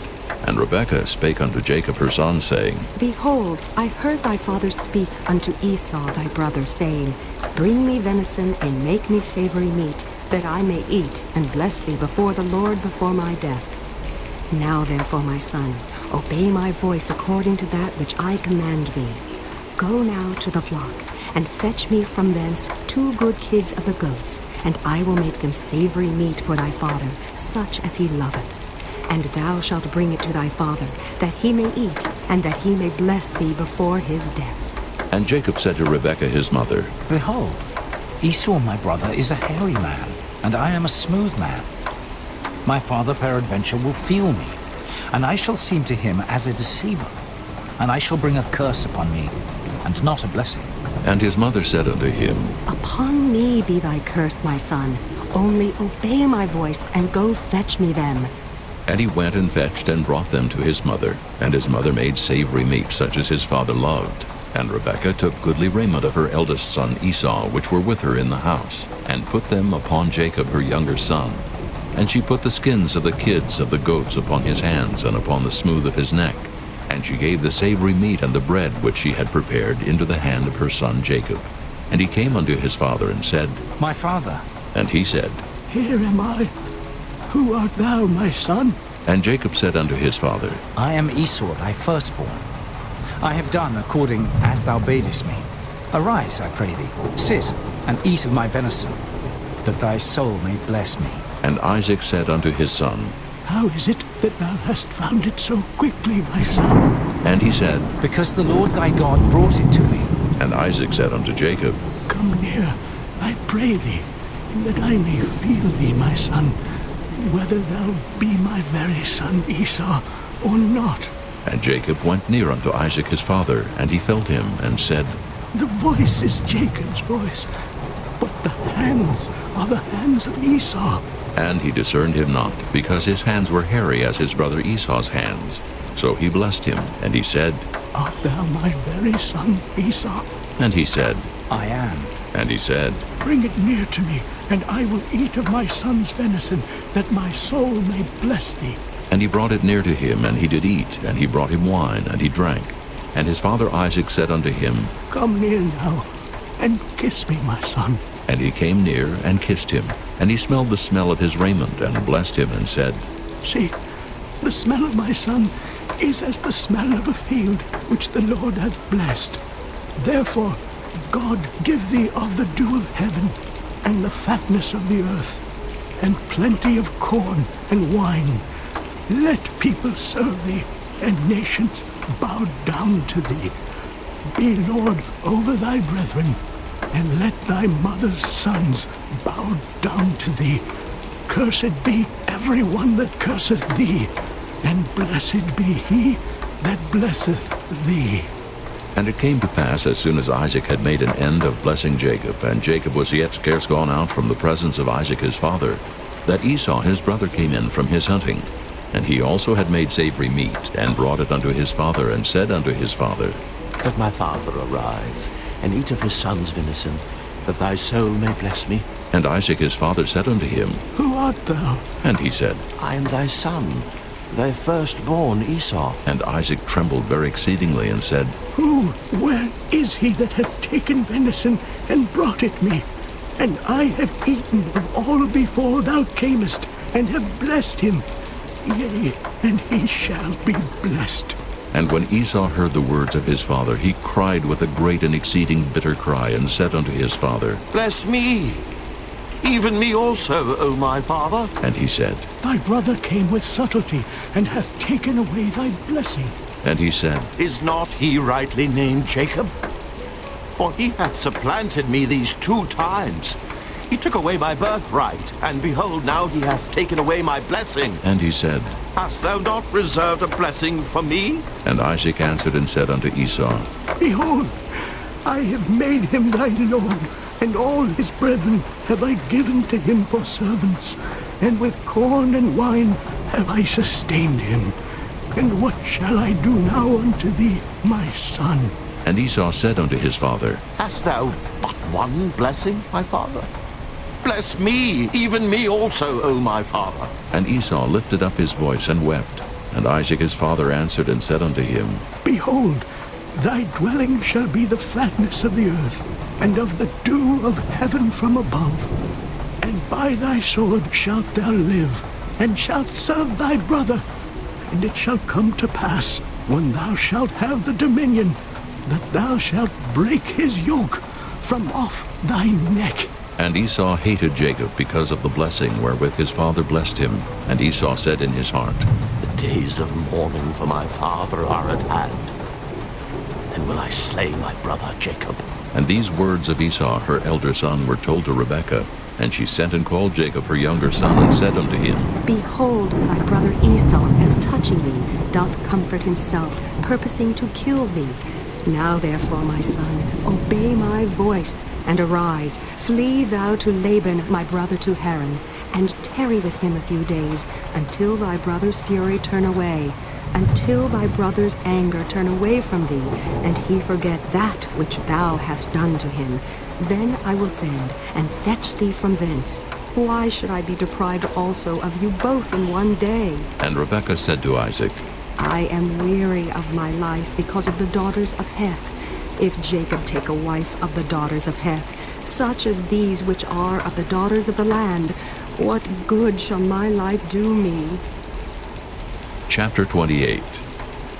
And Isaac called Jacob, and blessed him, and charged him, and said unto him, Thou shalt not take a wife of the daughters of Canaan.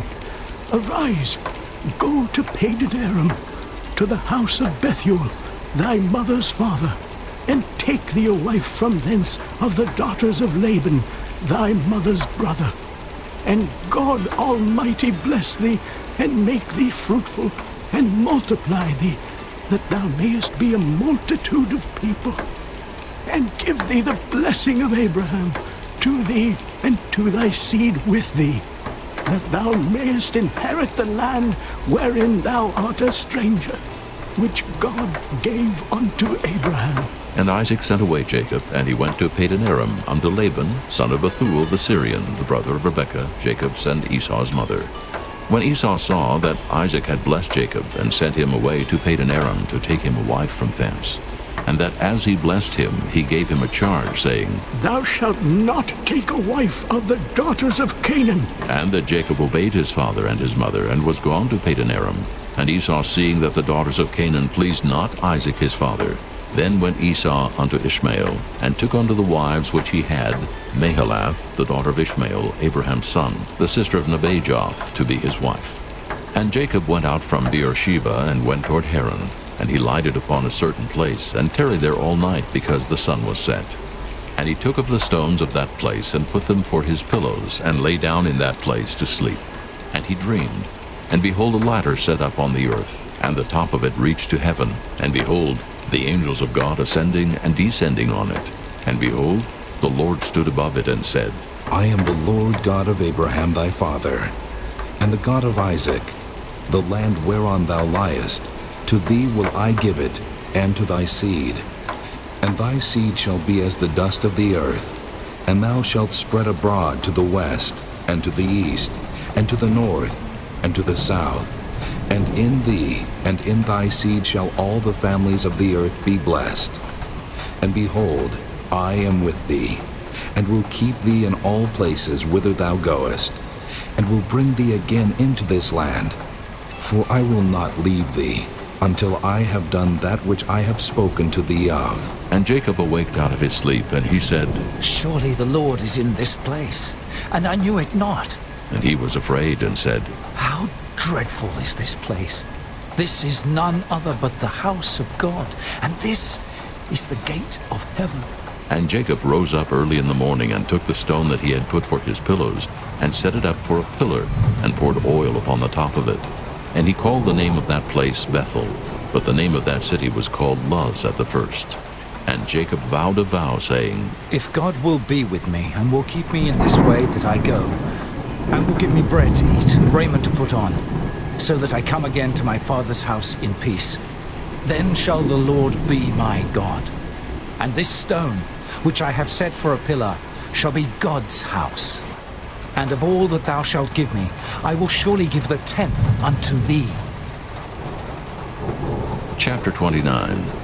Then Jacob went on his journey, and came into the land of the people of the east. And he looked, and behold, a well in the field. And lo, there were 3 flocks of sheep lying by it. For out of that well they watered the flocks. And a great stone was upon the well's mouth. And thither were all the flocks gathered. And they rolled the stone from the well's mouth, and watered the sheep, and put the stone again upon the well's mouth in his place. And Jacob said unto them, My brethren, whence be ye? And they said, Of Haran are we. And he said unto them, Know ye Laban, the son of Nahor? And they said, We know him. And he said unto them, Is he well?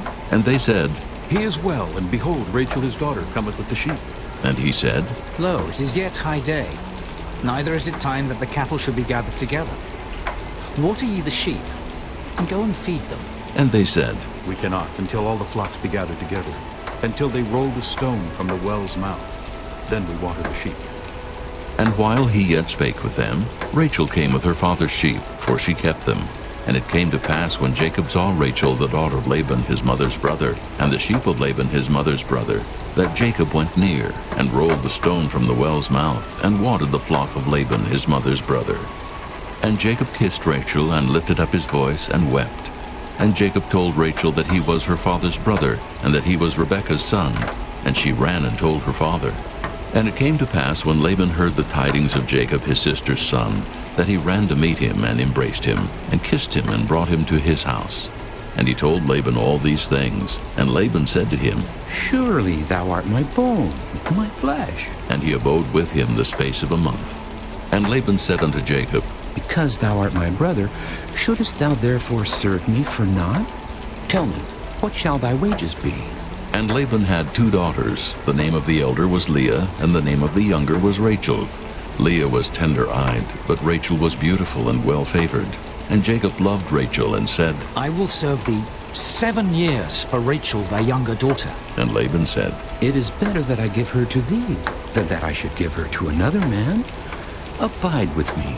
And Jacob served 7 years for Rachel, and they seemed unto him but a few days for the love he had to her.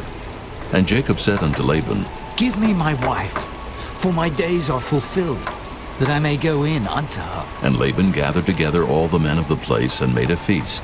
And it came to pass in the evening that he took Leah his daughter and brought her to him, and he went in unto her. And Laban gave unto his daughter Leah Zilpah his maid for a handmaid. And it came to pass that in the morning, behold, it was Leah. And he said to Laban, What is this thou hast done unto me? Did not I serve with thee for Rachel? Wherefore then hast thou beguiled me? And Laban said, It must not be so done in our country, to give the younger before the firstborn. Fulfill her week, and we will give thee this also, for the service which thou shalt serve with me yet 7 other years. And Jacob did so, and fulfilled her week. And he gave him Rachel his daughter to wife also. And Laban gave to Rachel his daughter Bilhah his handmaid to be her maid. And he went in also unto Rachel, and he loved also Rachel more than Leah, and served with him yet 7 other years. And when the Lord saw that Leah was hated, he opened her womb, but Rachel was barren. And Leah conceived and bare a son, and she called his name Reuben, for she said, Surely the Lord hath looked upon my affliction. Now therefore my husband will love me. And she conceived again, and bare a son, and said, Because the Lord hath heard that I was hated, he hath therefore given me this son also. And she called his name Simeon. And she conceived again, and bare a son, and said, Now this time will my husband be joined unto me, because I have borne him 3 sons. Therefore was his name called Levi. And she conceived again, and bare a son, and she said, Now will I praise the Lord. Therefore she called his name Judah, and left bearing. Chapter 30.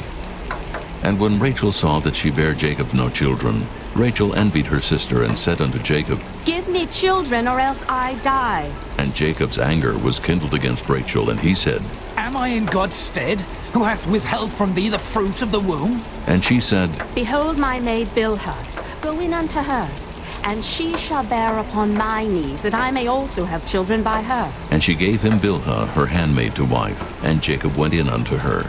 And Bilhah conceived, and bare Jacob a son. And Rachel said, God hath judged me, and hath also heard my voice, and hath given me a son. Therefore called she his name Dan. And Bilhah, Rachel's maid, conceived again, and bare Jacob a second son. And Rachel said, With great wrestlings have I wrestled with my sister, and I have prevailed. And she called his name Naphtali. When Leah saw that she had left bearing, she took Zilpah her maid, and gave her Jacob to wife. And Zilpah, Leah's maid, bare Jacob a son. And Leah said, A troop cometh. And she called his name Gad. And Zilpah, Leah's maid, bare Jacob a second son. And Leah said, Happy am I, for the daughters will call me blessed. And she called his name Asher. And Reuben went in the days of wheat harvest, and found mandrakes in the field, and brought them unto his mother Leah. Then Rachel said to Leah, Give me, I pray thee, of thy son's mandrakes. And she said unto her, Is it a small matter that thou hast taken my husband? And wouldest thou take away my son's mandrakes also? And Rachel said, Therefore he shall lie with thee tonight for thy son's mandrakes. And Jacob came out of the field in the evening, and Leah went out to meet him, and said, Thou must come in unto me, for surely I have hired thee with my son's mandrakes. And he lay with her that night. And God hearkened unto Leah, and she conceived, and bare Jacob the 5th son. And Leah said, God hath given me my hire, because I have given my maiden to my husband. And she called his name Issachar. And Leah conceived again, and bare Jacob the 6th son. And Leah said, God hath endued me with a good dowry. Now will my husband dwell with me, because I have borne him 6 sons. And she called his name Zebulun. And afterward she bare a daughter, and called her name Dinah. And God remembered Rachel, and God hearkened to her, and opened her womb. And she conceived, and bare a son, and said, God hath taken away my reproach. And she called his name Joseph, and said, The Lord shall add to me another son. And it came to pass, when Rachel had borne Joseph, that Jacob said unto Laban, Send me away, that I may go unto mine own place, and to my country. Give me my wives and my children, for whom I have served thee. and let me go. For thou knowest my service which I have done thee. And Laban said unto him, I pray thee, if I have found favor in thine eyes, tarry. For I have learned by experience that the Lord hath blessed me for thy sake. And he said, Appoint me thy wages, and I will give it. And he said unto him, Thou knowest how I have served thee, and how thy cattle was with me. For it was little which thou hadst before I came, and it is now increased unto a multitude. And the Lord hath blessed thee since my coming. And now when shall I provide for mine own house also? And he said, What shall I give thee? And Jacob said, Thou shalt not give me anything. If thou wilt do this thing for me, I will again feed and keep thy flock. I will pass through all thy flock today, removing from thence all the speckled and spotted cattle, and all the brown cattle among the sheep, and the spotted and speckled among the goats, and of such shall be my hire. So shall my righteousness answer for me in time to come, when it shall come for my hire before thy face. Every one that is not speckled and spotted among the goats, and brown among the sheep, that shall be counted stolen with me. And Laban said, Behold, I would it might be according to thy word. And he removed that day the he-goats that were ring-streaked and spotted, and all the she-goats that were speckled and spotted, and every one that had some white in it, and all the brown among the sheep, and gave them into the hand of his sons. And he set 3 days' journey betwixt himself and Jacob. And Jacob fed the rest of Laban's flocks. And Jacob took him rods of green poplar, and of the hazel and chestnut tree, and pilled white streaks in them, and made the white appear which was in the rods. And he set the rods which he had pilled before the flocks in the gutters in the watering troughs, when the flocks came to drink, that they should conceive when they came to drink. And the flocks conceived before the rods, and brought forth cattle ring-streaked, speckled, and spotted. And Jacob did separate the lambs, and set the faces of the flocks toward the ring-streaked, and all the brown in the flock of Laban. And he put his own flocks by themselves, and put them not unto Laban's cattle. And it came to pass, whensoever the stronger cattle did conceive, that Jacob laid the rods before the eyes of the cattle in the gutters, that they might conceive among the rods. But when the cattle were feeble, he put them not in. So the feebler were Laban's, and the stronger Jacob's. And the man increased exceedingly, and had much cattle, and maidservants, and menservants, and camels, and asses. Chapter 31. And he heard the words of Laban's sons, saying, Jacob hath taken away all that was our father's, and of that which was our father's hath he gotten all this glory. And Jacob beheld the countenance of Laban, and behold, it was not toward him as before. And the Lord said unto Jacob, Return unto the land of thy fathers, and to thy kindred, and I will be with thee. And Jacob sent and called Rachel and Leah to the field unto his flock, and said unto them, I see your father's countenance, that it is not toward me as before.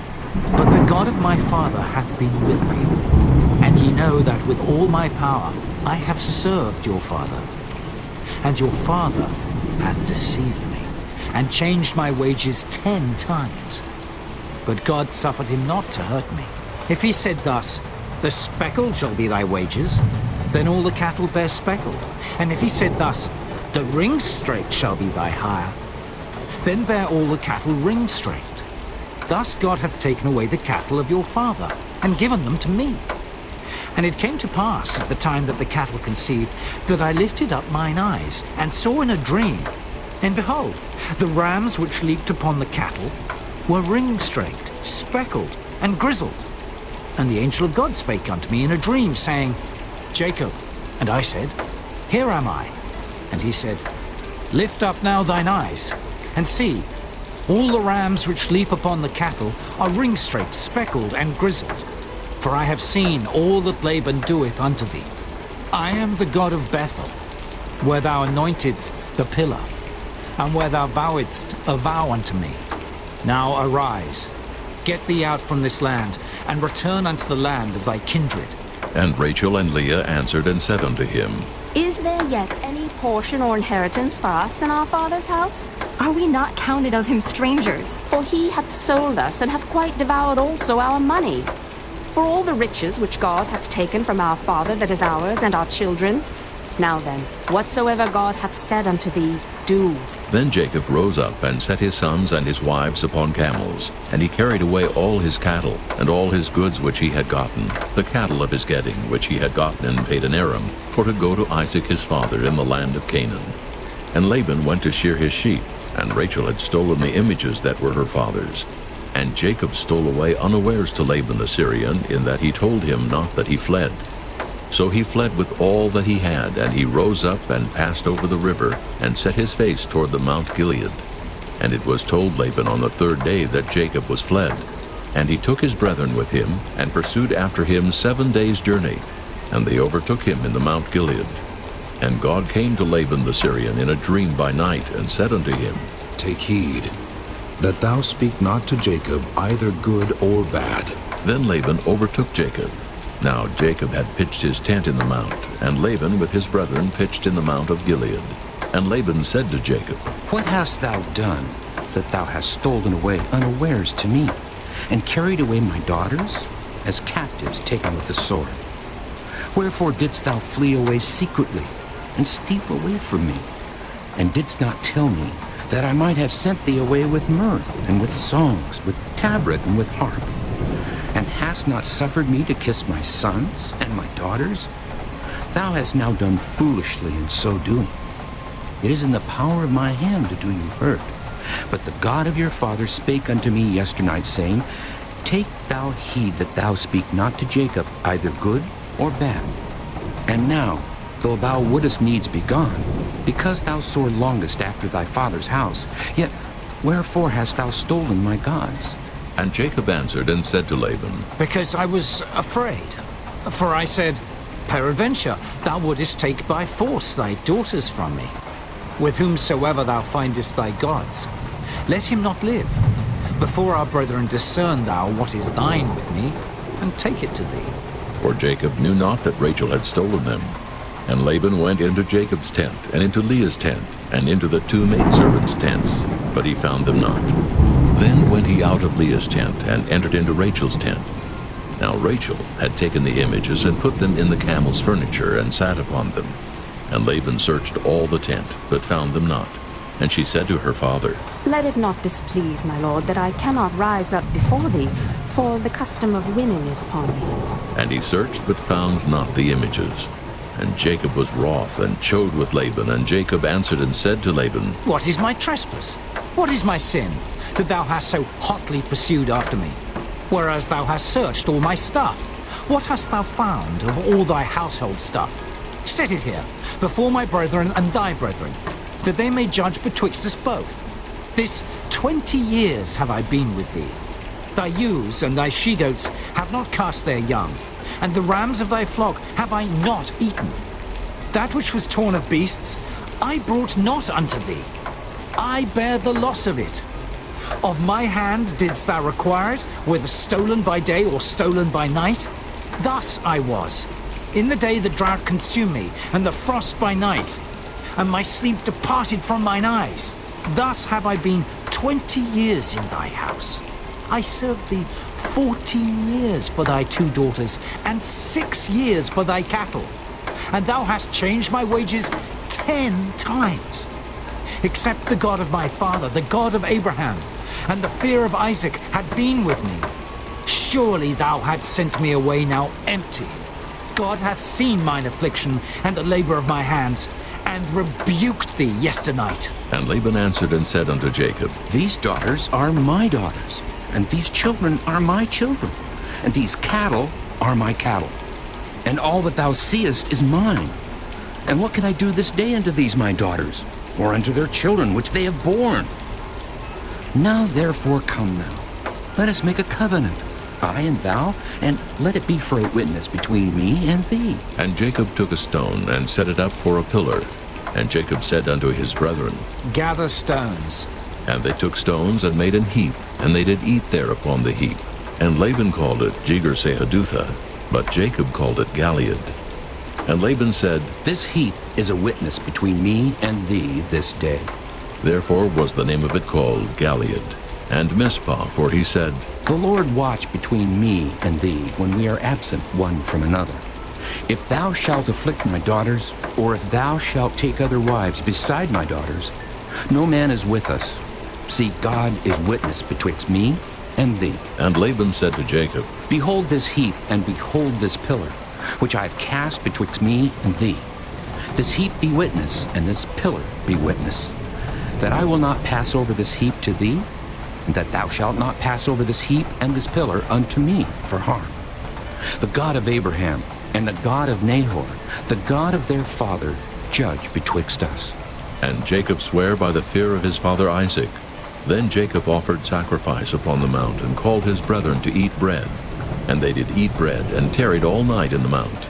And early in the morning Laban rose up, and kissed his sons and his daughters, and blessed them. And Laban departed, and returned unto his place. Chapter 32. And Jacob went on his way, and the angels of God met him. And when Jacob saw them, he said, This is God's host. And he called the name of that place Mahanaim. And Jacob sent messengers before him to Esau his brother unto the land of Seir, the country of Edom. And he commanded them, saying, Thus shall ye speak unto my lord Esau. Thy servant Jacob saith thus, I have sojourned with Laban, and stayed there until now. And I have oxen and asses, flocks and men servants and women servants. And I have sent to tell my lord, that I may find grace in thy sight. And the messengers returned to Jacob, saying, We came to thy brother Esau, and also he cometh to meet thee, and 400 men with him. Then Jacob was greatly afraid and distressed. And he divided the people that was with him, and the flocks and herds and the camels into 2 bands, and said, If Esau come to the one company and smite it, then the other company which is left shall escape. And Jacob said, O God of my father Abraham, and God of my father Isaac, the Lord which saidst unto me, Return unto thy country and to thy kindred, and I will deal well with thee. I am not worthy of the least of all the mercies, and of all the truth which thou hast showed unto thy servant. For with my staff I passed over this Jordan, and now I am become 2 bands. Deliver me, I pray thee, from the hand of my brother, from the hand of Esau. For I fear him, lest he will come and smite me, and the mother with the children. And thou saidst, I will surely do thee good, and make thy seed as the sand of the sea, which cannot be numbered for multitude. And he lodged there that same night, and took of that which came to his hand a present for Esau his brother, 200 she-goats and 20 he-goats, 200 ewes and 20 rams, 30 milch camels with their colts, 40 kine and 10 bulls, 20 she-asses and 10 foals. And he delivered them into the hand of his servants, every drove by themselves, and said unto his servants, Pass over before me, and put a space betwixt drove and drove. And he commanded the foremost, saying, When Esau my brother meeteth thee, and asketh thee, saying, Whose art thou, and whither goest thou, and whose are these before thee? Then thou shalt say, They be thy servant Jacob's. It is a present sent unto my lord Esau, and behold, also he is behind us. And so commanded he the second, and the third, and all that followed the drove, saying, On this manner shall ye speak unto Esau when ye find him. And say ye moreover, Behold, thy servant Jacob is behind us. For he said, I will appease him with the present that goeth before me, and afterward I will see his face. Peradventure he will accept of me. So went the present over before him, and himself lodged that night in the company. And he rose up that night, and took his 2 wives and his 2 women servants, and his 11 sons, and passed over the ford Jabbok. And he took them, and sent them over the brook, and sent over that he had. And Jacob was left alone. And there wrestled a man with him until the breaking of the day. And when he saw that he prevailed not against him, he touched the hollow of his thigh, and the hollow of Jacob's thigh was out of joint as he wrestled with him. And he said, Let me go, for the day breaketh. And he said, I will not let thee go, except thou bless me. And he said unto him, What is thy name? And he said, Jacob. And he said, Thy name shall be called no more Jacob, but Israel. For as a prince hast thou power with God and with men, and hast prevailed. And Jacob asked him and said, Tell me, I pray thee, thy name. And he said, Wherefore is it that thou dost ask after my name? And he blessed him there. And Jacob called the name of the place Peniel. For I have seen God face to face, and my life is preserved. And as he passed over Peniel, the sun rose upon him, and he halted upon his thigh. Therefore the children of Israel eat not of the sinew which shrank, which is upon the hollow of the thigh unto this day, because he touched the hollow of Jacob's thigh in the sinew that shrank. Chapter 33. And Jacob lifted up his eyes and looked, and behold, Esau came, and with him 400 men. And he divided the children unto Leah, and unto Rachel, and unto the 2 handmaids. And he put the handmaids and their children foremost, and Leah and her children after, and Rachel and Joseph hindermost. And he passed over before them, and bowed himself to the ground 7 times, until he came near to his brother. And Esau ran to meet him, and embraced him, and fell on his neck, and kissed him, and they wept. And he lifted up his eyes, and saw the women and the children, and said, Who are those with thee? And he said, The children, which God hath graciously given thy servant. Then the handmaidens came near, they and their children, and they bowed themselves. And Leah also with her children came near, and bowed themselves. And after came Joseph near, and Rachel, and they bowed themselves. And he said, What meanest thou by all this drove which I met? And he said, These are to find grace in the sight of my Lord. And Esau said, I have enough, my brother. Keep that thou hast unto thyself. And Jacob said, Nay, I pray thee, if now I have found grace in thy sight, then receive my present at my hand. For therefore I have seen thy face, as though I had seen the face of God, and thou wast pleased with me. Take, I pray thee, my blessing that is brought to thee, because God hath dealt graciously with me, and because I have enough. And he urged him, and he took it. And he said, Let us take our journey, and let us go, and I will go before thee. And he said unto him, My Lord knoweth that the children are tender, and the flocks and herds with young are with me. And if men should overdrive them one day, all the flock will die. Let my Lord, I pray thee, pass over before his servant, and I will lead on softly, according as the cattle that goeth before me, and the children be able to endure, until I come unto my Lord, unto Seir. And Esau said, Let me now leave with thee some of the folk that are with me. And he said, What needeth it? Let me find grace in the sight of my Lord. So Esau returned that day on his way to Seir. And Jacob journeyed to Succoth, and built him an house, and made booths for his cattle. Therefore the name of the place is called Succoth. And Jacob came to Shalem, a city of Shechem, which is in the land of Canaan, when he came from Padan-aram, and pitched his tent before the city. And he brought a parcel of a field where he had spread his tent at the hand of the children of Hamor, Shechem's father, for 100 pieces of money. And he erected there an altar, and called it El Elohe Israel. Chapter 34. And Dinah, the daughter of Leah, which she bare unto Jacob, went out to see the daughters of the land. And when Shechem, the son of Hamor the Hivite, prince of the country, saw her, he took her, and lay with her, and defiled her. And his soul clave unto Dinah, the daughter of Jacob. And he loved the damsel, and spake kindly unto the damsel.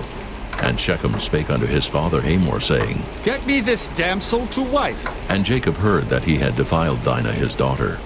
Now his sons were with his cattle in the field, and Jacob held his peace until they were come. And Hamor the father of Shechem went out unto Jacob to commune with him. And the sons of Jacob came out of the field when they heard it, and the men were grieved, and they were very wroth, because he had wrought folly in Israel in lying with Jacob's daughter, which thing ought not to be done. And Hamor communed with them, saying, The soul of my son Shechem longeth for your daughter. I pray you give her him to wife, and make ye marriages with us, and give your daughters unto us, and take our daughters unto you. And ye shall dwell with us, and the land shall be before you. Dwell and trade ye therein, and get you possessions therein. And Shechem said unto her father and unto her brethren, Let me find grace in your eyes, and what ye shall say unto me I will give.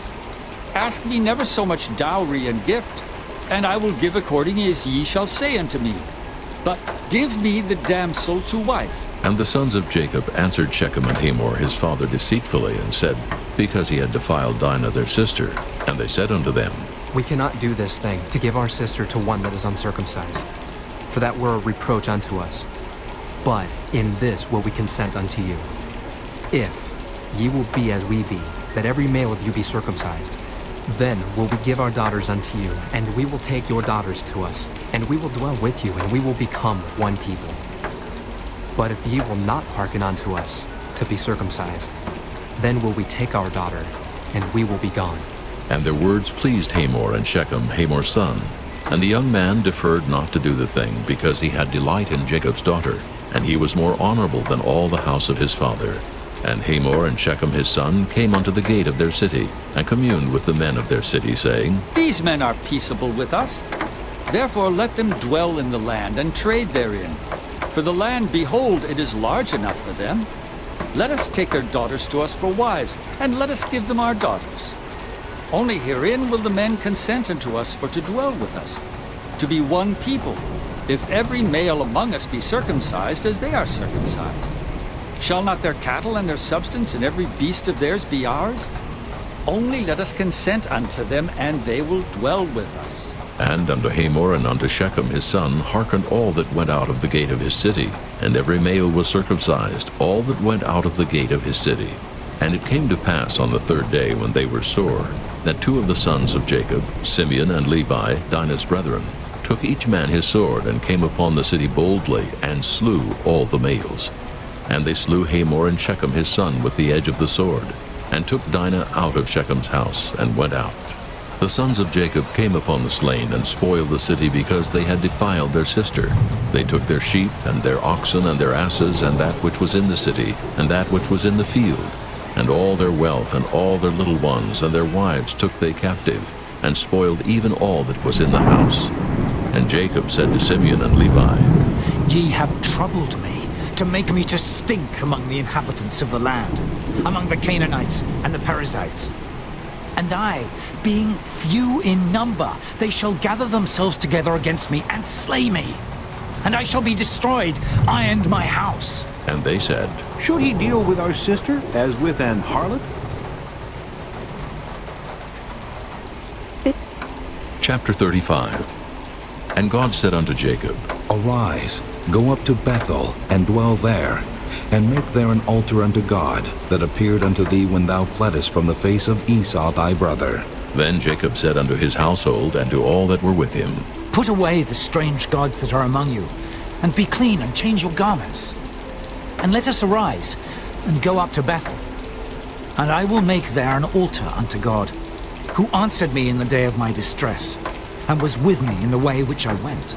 And they gave unto Jacob all the strange gods which were in their hand, and all their earrings which were in their ears. And Jacob hid them under the oak which was by Shechem. And they journeyed, and the terror of God was upon the cities that were round about them, and they did not pursue after the sons of Jacob. So Jacob came to Luz, which is in the land of Canaan, that is Bethel, he and all the people that were with him. And he built there an altar, and called the place El Bethel, because there God appeared unto him when he fled from the face of his brother. But Deborah, Rebekah's nurse, died, and she was buried beneath Bethel under an oak, and the name of it was called Alon-Bacuth. And God appeared unto Jacob again when he came out of Padan-aram, and blessed him. And God said unto him, Thy name is Jacob. Thy name shall not be called any more Jacob, but Israel shall be thy name. And he called his name Israel. And God said unto him, I am God Almighty. Be fruitful and multiply. A nation and a company of nations shall be of thee, and kings shall come out of thy loins. And the land which I gave Abraham and Isaac, to thee I will give it, and to thy seed after thee will I give the land. And God went up from him in the place where he talked with him. And Jacob set up a pillar in the place where he talked with him, even a pillar of stone. And he poured a drink offering thereon, and he poured oil thereon. And Jacob called the name of the place where God spake with him, Bethel. And they journeyed from Bethel, and there was but a little way to come to Ephrath. And Rachel travailed, and she had hard labor.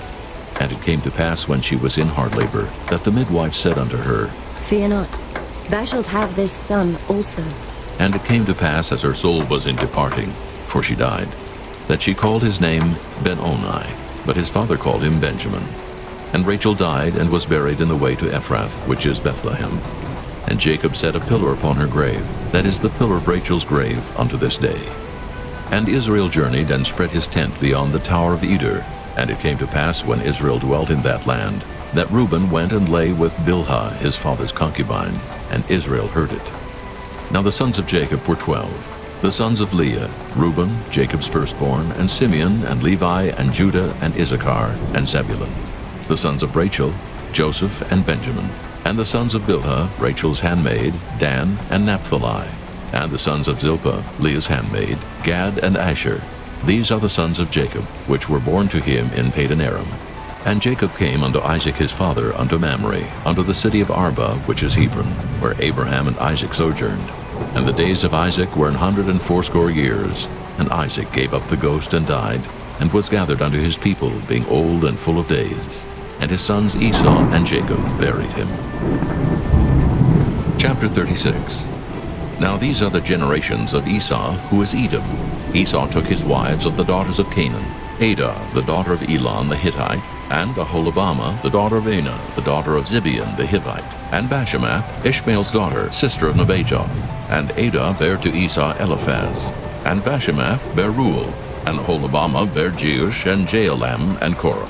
These are the sons of Esau, which were born unto him in the land of Canaan.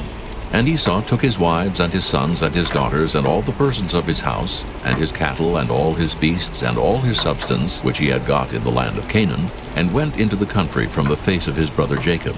For their riches were more than that they might dwell together, and the land wherein they were strangers could not bear them because of their cattle. Thus dwelt Esau in Mount Seir. Esau is Edom. And these are the generations of Esau, the father of the Edomites in Mount Seir. These are the names of Esau's sons: Eliphaz the son of Adah, the wife of Esau; Reuel the son of Bashemath, the wife of Esau. And the sons of Eliphaz were Teman, Omar, Zepho, and Gatam, and Kenaz. And Timnah was concubine to Eliphaz Esau's son, and she bare to Eliphaz Amalek. These were the sons of Adah, Esau's wife. And these are the sons of Reuel: Nahath, and Zerah, Shammah, and Mizah. These were the sons of Bashemath, Esau's wife. And these were the sons of Aholibamah, the daughter of Anah, the daughter of Zibeon, Esau's wife. And she bare to Esau Jeush, and Jaalam, and Korah. These were dukes of the sons of Esau. The sons of Eliphaz, the firstborn son of Esau: Duke Teman, Duke Omar, Duke Zepho, Duke Kenaz, Duke Korah, Duke Gatam, and Duke Amalek. These are the dukes that came of Eliphaz in the land of Edom. These were the sons of Adah. And these are the sons of Reuel, Esau's son: Duke Nahath, Duke Zerah, Duke Shammah, Duke Mizah. These are the dukes that came of Reuel in the land of Edom. These are the sons of Bashemath, Esau's wife. And these are the sons of Aholibamah, Esau's wife: Duke Jeush, Duke Jaalam, Duke Korah. These were the dukes that came of Aholibamah, the daughter of Anah, Esau's wife. These are the sons of Esau, who is Edom, and these are their dukes. These are the sons of Seir the Horite, who inhabited the land: Lotan, and Shobal, and Zibeon, and Anah, and Dishon, and Ezer, and Dishan. These are the dukes of the Horites, the children of Seir in the land of Edom. And the children of Lotan were Hori, and Hemam, and Lotan's sister was Timnah. And the children of Shobal were these: Alvan, and Manahath, and Ebal, Shepho, and Onan. And these are the children of Zibeon, both Ajah and Anah. This was that Anah that found the mules in the wilderness, as he fed the asses of Zibeon his father. And the children of Anah were these: Dishon, and Aholibamah, the daughter of Anah. And these are the children of Dishon: Hemdan, and Eshban, and Ithran, and Kiran. The children of Ezer are these: Bilhan, and Zaavan, and Achan. The children of Dishan are these: Uz, and Aaron. These are the dukes that came of the Horites: Duke Lotan, Duke Shobal, Duke Zibeon, Duke Anah, Duke Dishon, Duke Anah, Duke Dishan. These are the dukes that came of Hori, among their dukes in the land of Seir. And these are the kings that reigned in the land of Edom before there reigned any king over the children of Israel. And Bela the son of Beor reigned in Edom, and the name of his city was Dinhabah. And Bela died, and Jobab the son of Zerah of Bozrah reigned in his stead. And Jobab died, and Husham of the land of Temani reigned in his stead. And Husham died, and Hadad the son of Bedad, who smote Midian in the field of Moab, reigned in his stead. And the name of his city was Abed. And Hadad died, and Samlah of Masrekah reigned in his stead. And Samlah died, and Saul of Rehoboth by the river reigned in his stead. And Saul died, and Baal-Hanan the son of Achbor reigned in his stead. And Baal-Hanan the son of Achbor died, and Hadar reigned in his stead. And the name of his city was Pu, and his wife's name was Mehetabel, the daughter of Matred, the daughter of Mezahab. And these are the names of the dukes that came of Esau, according to their families, after their places, by their names: Duke Timnah, Duke Alva, Duke Jetheth, Duke Aholabama, Duke Elah, Duke Pinon, Duke Kenaz, Duke Timon, Duke Mibzar, Duke Magdiel, Duke Iram. These be the dukes of Edom, according to their habitations in the land of their possession. He is Esau, the father of the Edomites. Chapter 37. And Jacob dwelt in the land wherein his father was a stranger, in the land of Canaan.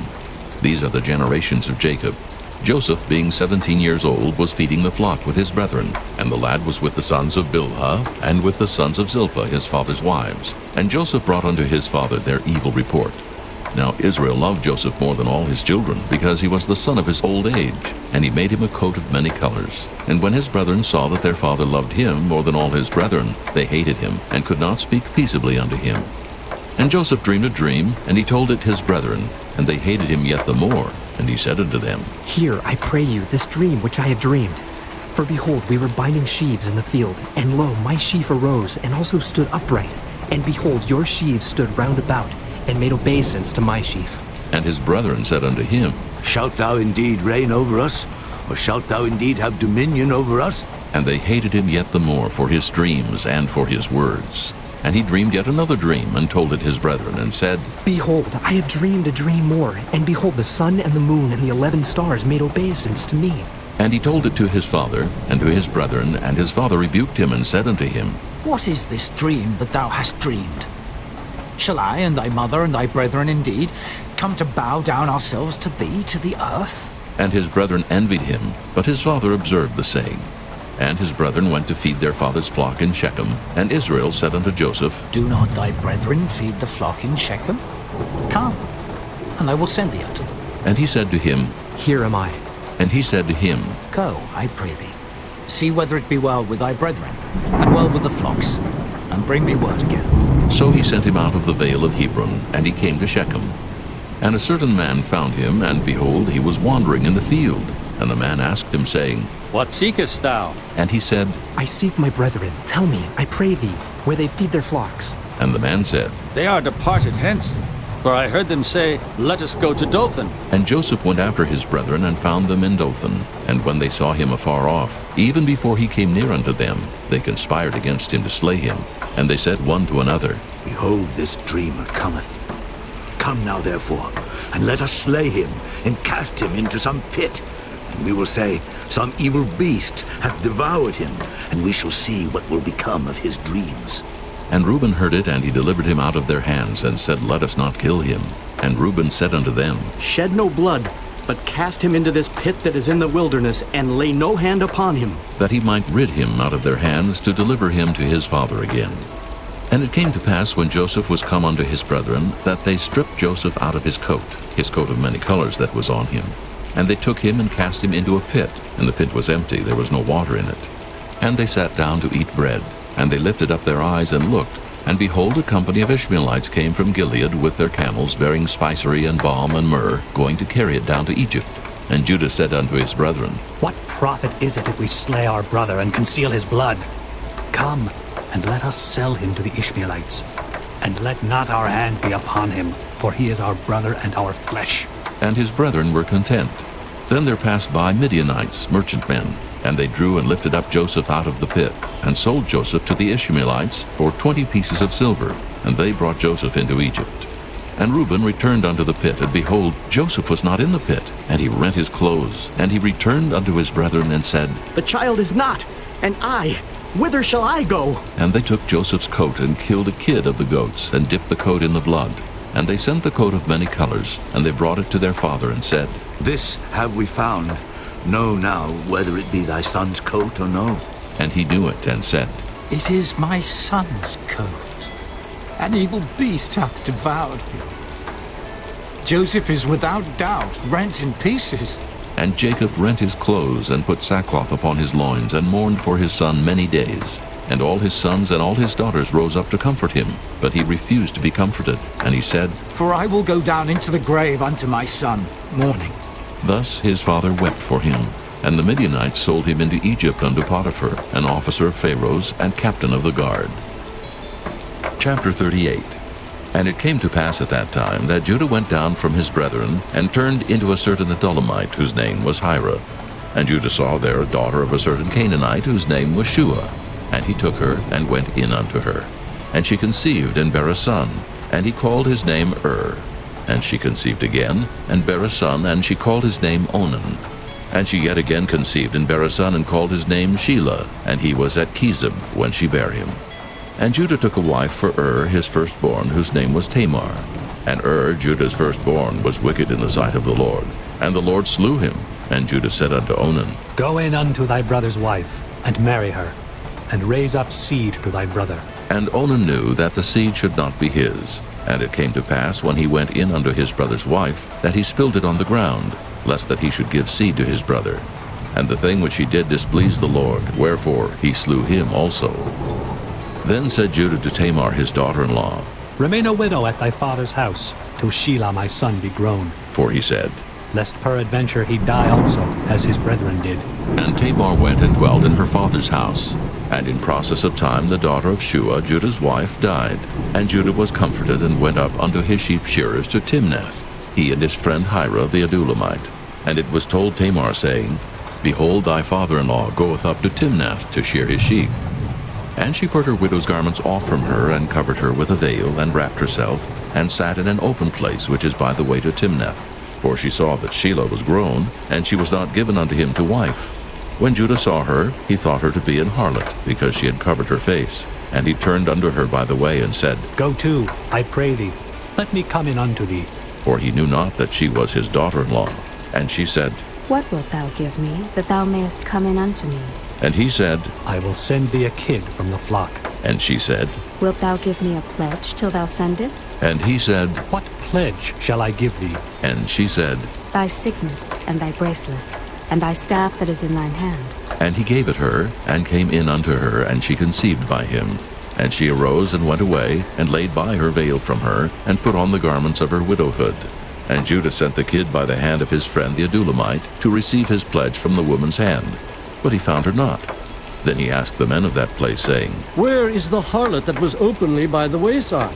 And they said, There was no harlot in this place. And he returned to Judah and said, I cannot find her. And also the men of the place said that there was no harlot in this place. And Judah said, Let her take it to her, lest we be shamed. Behold, I sent this kid, and thou hast not found her. And it came to pass about 3 months after, that it was told Judah, saying, Tamar thy daughter-in-law hath played the harlot, and also, behold, she is with child by whoredom. And Judah said, Bring her forth, and let her be burnt. When she was brought forth, she sent to her father-in-law, saying, By the man whose these are am I with child. And she said, Discern, I pray thee, whose are these, the signet and bracelets and staff? And Judah acknowledged them, and said, She hath been more righteous than I, because that I gave her not to Shelah my son. And he knew her again no more. And it came to pass in the time of her travail, that behold, twins were in her womb. And it came to pass when she travailed, that the one put out his hand, and the midwife took and bound upon his hand a scarlet thread, saying, This came out first. And it came to pass, as he drew back his hand, that behold, his brother came out, and she said, How hast thou broken forth? This breach be upon thee. Therefore his name was called Pharez. And afterward came out his brother, that had the scarlet thread upon his hand, and his name was called Zerah. Chapter 39. And Joseph was brought down to Egypt, and Potiphar, an officer of Pharaoh, captain of the guard, an Egyptian, bought him of the hands of the Ishmaelites, which had brought him down thither. And the Lord was with Joseph, and he was a prosperous man, and he was in the house of his master the Egyptian. And his master saw that the Lord was with him, and that the Lord made all that he did to prosper in his hand. And Joseph found grace in his sight, and he served him. And he made him overseer over his house, and all that he had he put into his hand.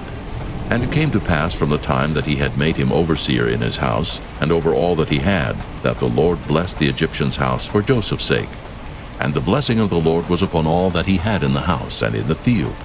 And he left all that he had in Joseph's hand, and he knew not aught he had, save the bread which he did eat. And Joseph was a goodly person, and well favored. And it came to pass after these things, that his master's wife cast her eyes upon Joseph, and she said, Lie with me. But he refused, and said unto his master's wife, Behold, my master wanteth not what is with me in the house, and he hath committed all that he hath to my hand. There is none greater in this house than I. Neither hath he kept back anything from me but thee, because thou art his wife. How then can I do this great wickedness and sin against God? And it came to pass, as she spake to Joseph day by day, that he hearkened not unto her to lie by her, or to be with her. And it came to pass about this time, that Joseph went into the house to do his business, and there was none of the men of the house there within. And she caught him by his garment, saying, Lie with me. And he left his garment in her hand, and fled, and caught him out.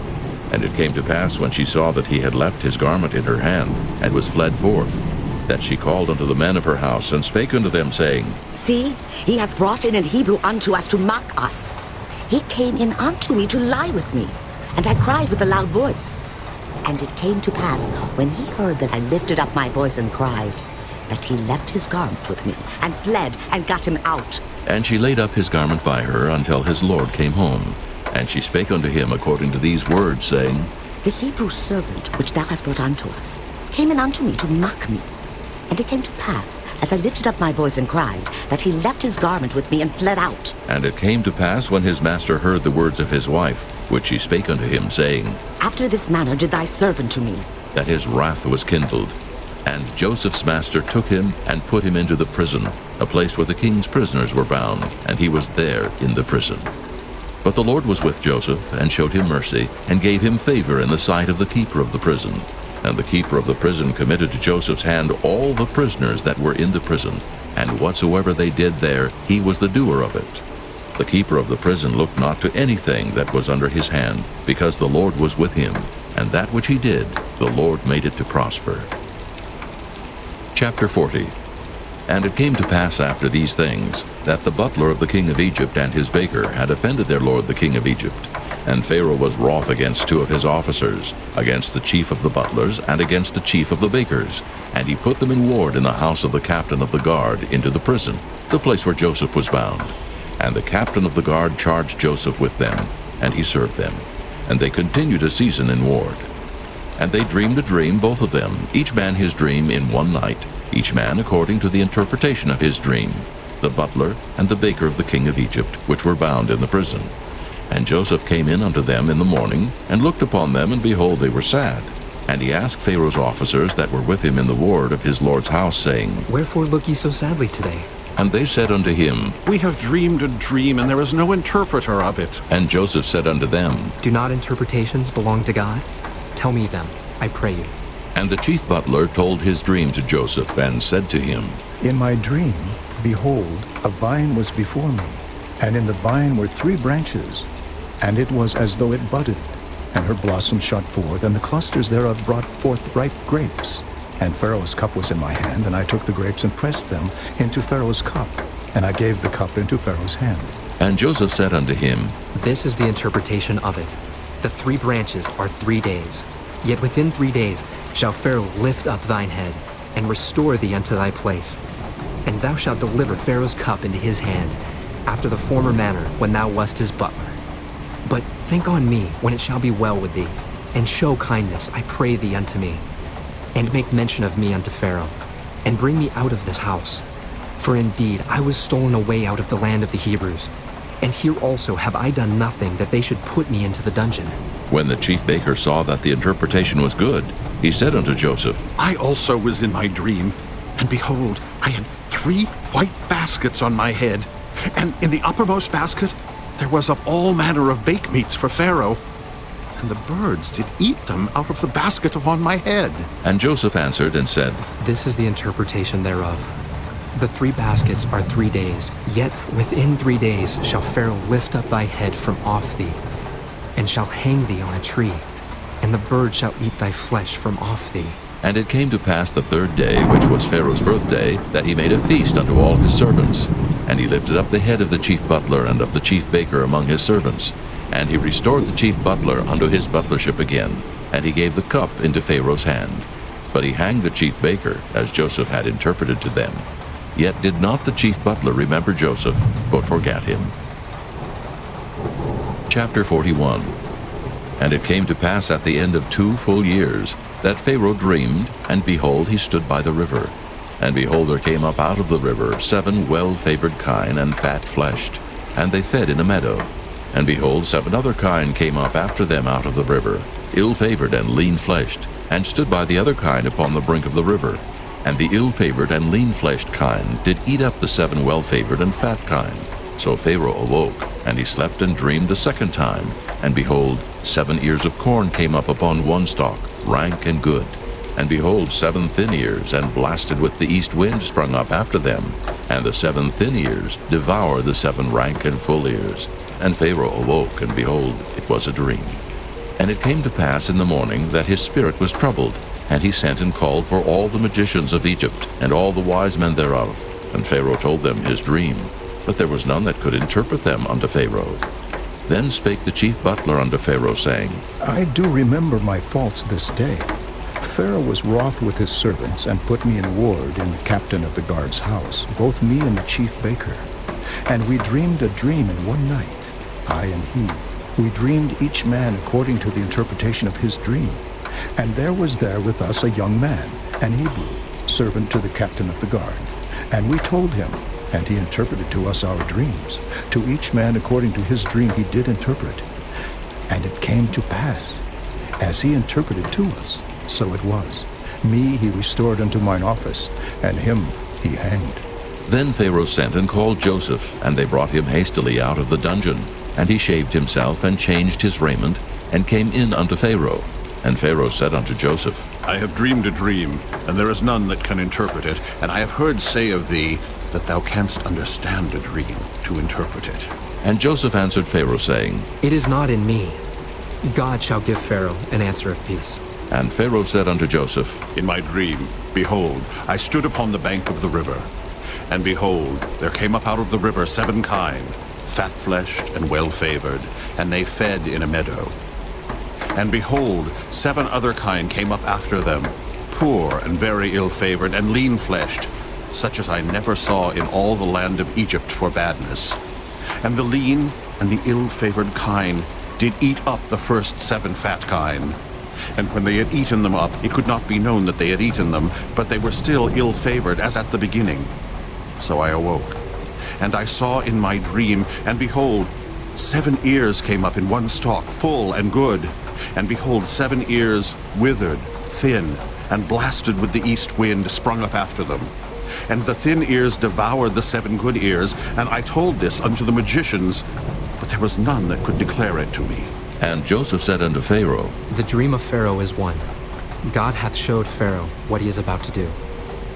The 7 good kine are 7 years, and the 7 good ears are 7 years. The dream is one. And the 7 thin and ill-favored kine that came up after them are 7 years. And the 7 empty ears blasted with the east wind shall be 7 years of famine. This is the thing which I have spoken unto Pharaoh. What God is about to do, he showeth unto Pharaoh. Behold, there come 7 years of great plenty throughout all the land of Egypt. And there shall arise after them 7 years of famine. And all the plenty shall be forgotten in the land of Egypt. And the famine shall consume the land. And the plenty shall not be known in the land by reason of that famine following. For it shall be very grievous. And for that the dream was doubled unto Pharaoh twice. It is because the thing is established by God, and God will shortly bring it to pass. Now, therefore, let Pharaoh look out, a man discreet and wise, and set him over the land of Egypt.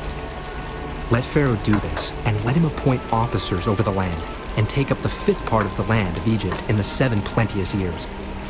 And let them gather all the food of those good years that come, and lay up corn under the hand of Pharaoh. And let them keep food in the cities. And that food shall be for store to the land against the 7 years of famine, which shall be in the land of Egypt, that the land perish not through the famine.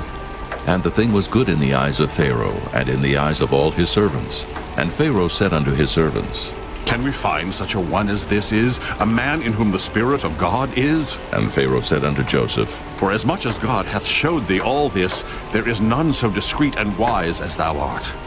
Thou shalt be over my house, and according unto thy word shall all my people be ruled. Only in the throne will I be greater than thou. And Pharaoh said unto Joseph, See, I have set thee over all the land of Egypt. And Pharaoh took off his ring from his hand, and put it upon Joseph's hand, and arrayed him in vestures of fine linen, and put a gold chain about his neck. And he made him to ride in the second chariot which he had. And they cried before him, Bow the knee. And he made him ruler over all the land of Egypt.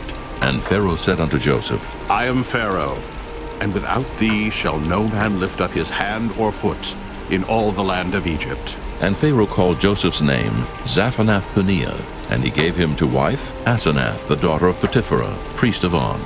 And Joseph went out over all the land of Egypt. And Joseph was 30 years old when he stood before Pharaoh king of Egypt. And Joseph went out from the presence of Pharaoh, and went throughout all the land of Egypt. And in the 7 plenteous years the earth brought forth by handfuls. And he gathered up all the food of the 7 years which were in the land of Egypt, and laid up the food in the cities. The food of the field which was round about every city laid he up in the same. And Joseph gathered corn as the sand of the sea, very much, until he left numbering, for it was without number. And unto Joseph were born 2 sons before the years of famine came, which Asenath, the daughter of Potiphera, priest of On, bare unto him. And Joseph called the name of the firstborn Manasseh. For God, said he, hath made me forget all my toil, and all my father's house. And the name of the second called he Ephraim. For God hath caused me to be fruitful in the land of my affliction. And the 7 years of plenteousness that was in the land of Egypt were ended. And the 7 years of dearth began to come, according as Joseph had said. And the dearth was in all lands, but in all the land of Egypt there was bread. And when all the land of Egypt was famished, the people cried to Pharaoh for bread. And Pharaoh said unto all the Egyptians, Go unto Joseph, what he saith to you, do. And the famine was over all the face of the earth. And Joseph opened all the storehouses, and sold unto the Egyptians. And the famine waxed sore in the land of Egypt. And all countries came into Egypt to Joseph for to buy corn, because that the famine was so sore in all lands. Chapter 42. Now when Jacob saw that there was corn in Egypt, Jacob said unto his sons, Why do ye look one upon another? And he said, Behold, I have heard that there is corn in Egypt. Get you down thither, and buy for us from thence, that we may live, and not die. And Joseph's 10 brethren went down to buy corn in Egypt. But Benjamin, Joseph's brother, Jacob sent not with his brethren, for he said, Lest peradventure mischief befall him. And the sons of Israel came to buy corn among those that came, for the famine was in the land of Canaan. And Joseph was the governor over the land, and he it was that sold to all the people of the land. And Joseph's brethren came and bowed down themselves before him with their faces to the earth. And Joseph saw his brethren, and he knew them, but made himself strange unto them, and spake roughly unto them. And he said unto them, Whence come ye? And they said, From the land of Canaan to buy food. And Joseph knew his brethren, but they knew not him. And Joseph remembered the dreams which he dreamed of them, and said unto them, Ye are spies, to see the nakedness of the land ye are come. And they said unto him, Nay, my lord, but to buy food are thy servants come. We are all one man's sons. We are true men. Thy servants are no spies. And he said unto them, Nay, but to see the nakedness of the land ye are come. And they said, Thy servants are 12 brethren, the sons of one man in the land of Canaan. And behold, the youngest is this day with our father, and one is not.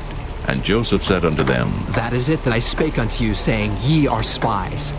Hereby ye shall be proved. By the life of Pharaoh ye shall not go forth hence, except your youngest brother come hither. Send one of you, and let him fetch your brother. And ye shall be kept in prison, that your words may be proved whether there be any truth in you. Or else, by the life of Pharaoh, surely ye are spies. And he put them all together into ward 3 days. And Joseph said unto them the 3rd day, This do and live, for I fear God. If ye be true men, let one of your brethren be bound in the house of your prison. Go ye, carry corn for the famine of your houses. But bring your youngest brother unto me. So shall your words be verified, and ye shall not die. And they did so. And they said one to another, We are verily guilty concerning our brother. in that we saw the anguish of his soul when he besought us, and we would not hear. Therefore is this distress come upon us. And Reuben answered them, saying, Spake I not unto you, saying, Do not sin against the child, and ye would not hear? Therefore, behold, also his blood is required. And they knew not that Joseph understood them, for he spake unto them by an interpreter. And he turned himself about from them, and wept, and returned to them again, and communed with them, and took from them Simeon, and bound him before their eyes. Then Joseph commanded to fill their sacks with corn, and to restore every man's money into his sack, and to give them provision for the way. And thus did he unto them. And they laded their asses with the corn, and departed thence. And as one of them opened his sack to give his ass provender in the inn, he espied his money.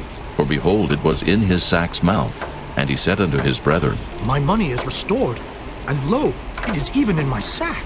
And their heart failed them, and they were afraid, saying one to another, What is this that God hath done unto us? And they came unto Jacob their father unto the land of Canaan, and told him all that befell unto them, saying, The man who is the Lord of the land spake roughly to us, and took us for spies of the country. And we said unto him, We are true men, we are no spies. We be 12 brethren, sons of our father, one is not, and the youngest is this day with our father in the land of Canaan. And the man, the Lord of the country, said unto us, Hereby shall I know that ye are true men. Leave one of your brethren here with me, and take food for the famine of your households, and be gone. And bring your youngest brother unto me. Then shall I know that ye are no spies, but that ye are true men. So will I deliver you your brother, and ye shall traffic in the land. And it came to pass, as they emptied their sacks, that behold, every man's bundle of money was in his sack. And when both they and their father saw the bundles of money, they were afraid. And Jacob their father said unto them, Me have ye bereaved of my children. Joseph is not, and Simeon is not, and ye will take Benjamin away. All these things are against me. And Reuben spake unto his father, saying, Slay my 2 sons, if I bring him not to thee. Deliver him into my hand, and I will bring him to thee again. And he said, My son shall not go down with you, for his brother is dead, and he is left alone. If mischief befall him by the way in the which ye go, then shall ye bring down my gray hairs with sorrow to the grave. Chapter 43. And the famine was sore in the land. And it came to pass, when they had eaten up the corn which they had brought out of Egypt, their father said unto them, Go again, buy us a little food. And Judah spake unto him, saying, The man did solemnly protest unto us, saying, Ye shall not see my face, except your brother be with you. If thou wilt send our brother with us, we will go down and buy thee food. But if thou wilt not send him, we will not go down. For the man said unto us, Ye shall not see my face, except your brother be with you. And Israel said, Wherefore dealt ye so ill with me, as to tell the man whether ye had yet a brother? And they said, The man asked us straitly of our state, and of our kindred, saying, Is your father yet alive? Have ye another brother? And we told him according to the tenor of these words. Could we certainly know that he would say, Bring your brother down? And Judah said unto Israel his father, Send the lad with me, and we will arise and go, that we may live and not die, both we and thou, and also our little ones. I will be surety for him. Of my hand shalt thou require him. If I bring him not unto thee, and set him before thee, then let me bear the blame forever. For except we had lingered, surely now we had returned this second time. And their father Israel said unto them, If it must be so now, do this. Take of the best fruits in the land in your vessels, and carry down the man a present, a little balm, and a little honey, spices, and myrrh, nuts, and almonds. And take double money in your hand, and the money that was brought again in the mouth of your sacks. Carry it again in your hand. Peradventure it was oversight. Take also your brother, and arise, go again unto the man. And God Almighty give you mercy before the man, that he may send away your other brother, and Benjamin. If I be bereaved of my children, I am bereaved. And the men took that present, and they took double money in their hand, and Benjamin, and rose up and went down to Egypt, and stood before Joseph. And when Joseph saw Benjamin with them, he said to the ruler of his house, Bring these men home, and slay, and make ready, for these men shall dine with me at noon. And the man did as Joseph bade, and the man brought the men into Joseph's house. And the men were afraid, because they were brought into Joseph's house, and they said, Because of the money that was returned in our sacks at the first time are we brought in, that he may seek occasion against us, and fall upon us, and take us for bondmen, and our asses. And they came near to the steward of Joseph's house, and they communed with him at the door of the house, and said, Oh, sir, we came indeed down at the first time to buy food, and it came to pass, when we came to the inn, that we opened our sacks, and behold, every man's money was in the mouth of his sack, our money in full weight, and we have brought it again in our hand. And other money have we brought down in our hands to buy food. We cannot tell who put our money in our sacks. And he said, Peace be to you, fear not. Your God and the God of your father hath given you treasure in your sacks. I had your money. And he brought Simeon out unto them. And the man brought the men into Joseph's house, and gave them water, and they washed their feet. And he gave their asses provender. And they made ready the present against Joseph came at noon, for they heard that they should eat bread there. And when Joseph came home, they brought him the present which was in their hand into the house, and bowed themselves to him to the earth. And he asked them of their welfare, and said, Is your father well, the old man of whom ye spake? Is he yet alive? And they answered, Thy servant, our father, is in good health. He is yet alive. And they bowed down their heads and made obeisance. And he lifted up his eyes and saw his brother Benjamin, his mother's son, and said, Is this your younger brother, of whom ye spake unto me? And he said, God be gracious unto thee, my son. And Joseph made haste, for his bowels did yearn upon his brother. And he sought where to weep, and he entered into his chamber and wept there. And he washed his face, and went out, and refrained himself, and said, Set on bread. And they set on for him by himself, and for them by themselves, and for the Egyptians which did eat with him by themselves, because the Egyptians might not eat bread with the Hebrews, for that is an abomination unto the Egyptians. And they sat before him, the firstborn according to his birthright, and the youngest according to his youth. And the men marveled one at another. And he took and sent messes unto them from before him. But Benjamin's mess was 5 times so much as any of theirs. And they drank and were merry with him. Chapter 44. And he commanded the steward of his house, saying, Fill the men's sacks with food, as much as they can carry, and put every man's money in his sack's mouth. And put my cup, the silver cup, in the sack's mouth of the youngest, and his cornlet. And he did according to the word that Joseph had spoken. As soon as the morning was light, the men were sent away, they and their asses. And when they were gone out of the city, and not yet far off, Joseph said unto his steward, Up, follow after the men, and when thou dost overtake them, say unto them, Wherefore have ye rewarded evil for good? Is not this it in which my Lord drinketh, and whereby indeed he divineth? Ye have done evil in so doing. And he overtook them, and he spake unto them these same words. And they said unto him, Wherefore saith my Lord these words? God forbid that thy servant should do according to this thing. Behold, the money which we found in our sacks' mouths, we brought again unto thee out of the land of Canaan. How then should we steal out of thy Lord's house silver or gold? With whomsoever of thy servants it be found, both let him die, and we also will be my Lord's bondmen. And he said, Now also let it be according unto your words. He with whom it is found shall be my servant, and ye shall be blameless. Then they speedily took down every man his sack to the ground, and opened every man his sack. And he searched, and began at the eldest, and left at the youngest, and the cup was found in Benjamin's sack. Then they rent their clothes, and laded every man his ass, and returned to the city. And Judah and his brethren came to Joseph's house, for he was yet there, and they fell before him on the ground. And Joseph said unto them, What deed is this that ye have done? Wot ye not that such a man as I can certainly divine? And Judah said, What shall we say unto my lord? What shall we speak? Or how shall we clear ourselves? God hath found out the iniquity of thy servants. Behold, we are my lord's servants, both we, and he also with whom the cup is found. And he said, God forbid that I should do so, but the man in whose hand the cup is found, he shall be my servant.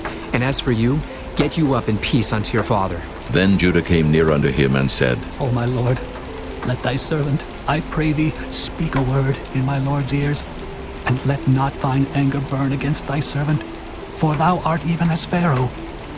My lord asked his servants, saying, Have ye a father or a brother? And we said unto my lord, We have a father, an old man, and a child of his old age, a little one. And his brother is dead, and he alone is left of his mother, and his father loveth him. And thou saidst unto thy servants, Bring him down unto me, that I may set mine eyes upon him. And we said unto my lord, The lad cannot leave his father, for if he should leave his father would die. And thou saidst unto thy servants, Except your youngest brother come down with you, ye shall see my face no more. And it came to pass, when we came up unto thy servant my father, we told him the words of my lord. And our father said, Go again and buy us a little food. And we said, We cannot go down. If our youngest brother be with us, then will we go down. For we may not see the man's face, except our youngest brother be with us. And thy servant my father said unto us, Ye know that my wife bare me 2 sons, and the one went out from me. And I said, Surely he is torn in pieces. And I saw him not since. And if ye take this also from me, and mischief befall him, ye shall bring down my gray hairs with sorrow to the grave. Now therefore, when I come to thy servant my father, and the lad be not with us, seeing that his life is bound up in the lad's life, it shall come to pass, when he seeth that the lad is not with us, that he will die. And thy servants shall bring down the gray hairs of thy servant our father with sorrow to the grave. For thy servant became surety for the lad unto my father, saying, If I bring him not unto thee, then I shall bear the blame to my father forever. Now therefore, I pray thee, let thy servant abide instead of the lad a bondman to my lord, and let the lad go up with his brethren. For how shall I go up to my father, and the lad be not with me, lest peradventure I see the evil that shall come on my father? Chapter 45. Then Joseph could not refrain himself before all them that stood by him, and he cried, Cause every man to go out from me. And there stood no man with him while Joseph made himself known unto his brethren. And he wept aloud, and the Egyptians and the house of Pharaoh heard. And Joseph said unto his brethren, I am Joseph. Doth my father yet live? And his brethren could not answer him, for they were troubled at his presence. And Joseph said unto his brethren, Come near to me, I pray you. And they came near, and he said, I am Joseph, your brother, whom ye sold into Egypt. Now, therefore, be not grieved, nor angry with yourselves, that ye sold me hither, for God did send me before you to preserve life. For these 2 years hath the famine been in the land, and yet there are 5 years in the which there shall neither be earing nor harvest. And God sent me before you to preserve you a posterity in the earth, and to save your lives by a great deliverance. So now it was not you that sent me hither, but God. And he hath made me a father to Pharaoh, and lord of all his house, and a ruler throughout all the land of Egypt. Haste ye, and go up to my father, and say unto him, Thus saith thy son Joseph, God hath made me lord of all Egypt. Come down unto me, tarry not, and thou shalt dwell in the land of Goshen.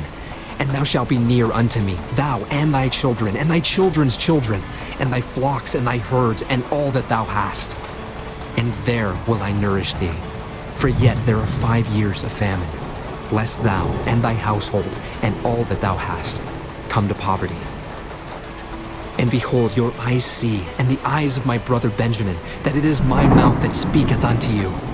And ye shall tell my father of all my glory in Egypt, and of all that ye have seen, and ye shall haste, and bring down my father hither. And he fell upon his brother Benjamin's neck, and wept. And Benjamin wept upon his neck. Moreover, he kissed all his brethren, and wept upon them. And after that his brethren talked with him. And the fame thereof was heard in Pharaoh's house, saying, Joseph's brethren are come.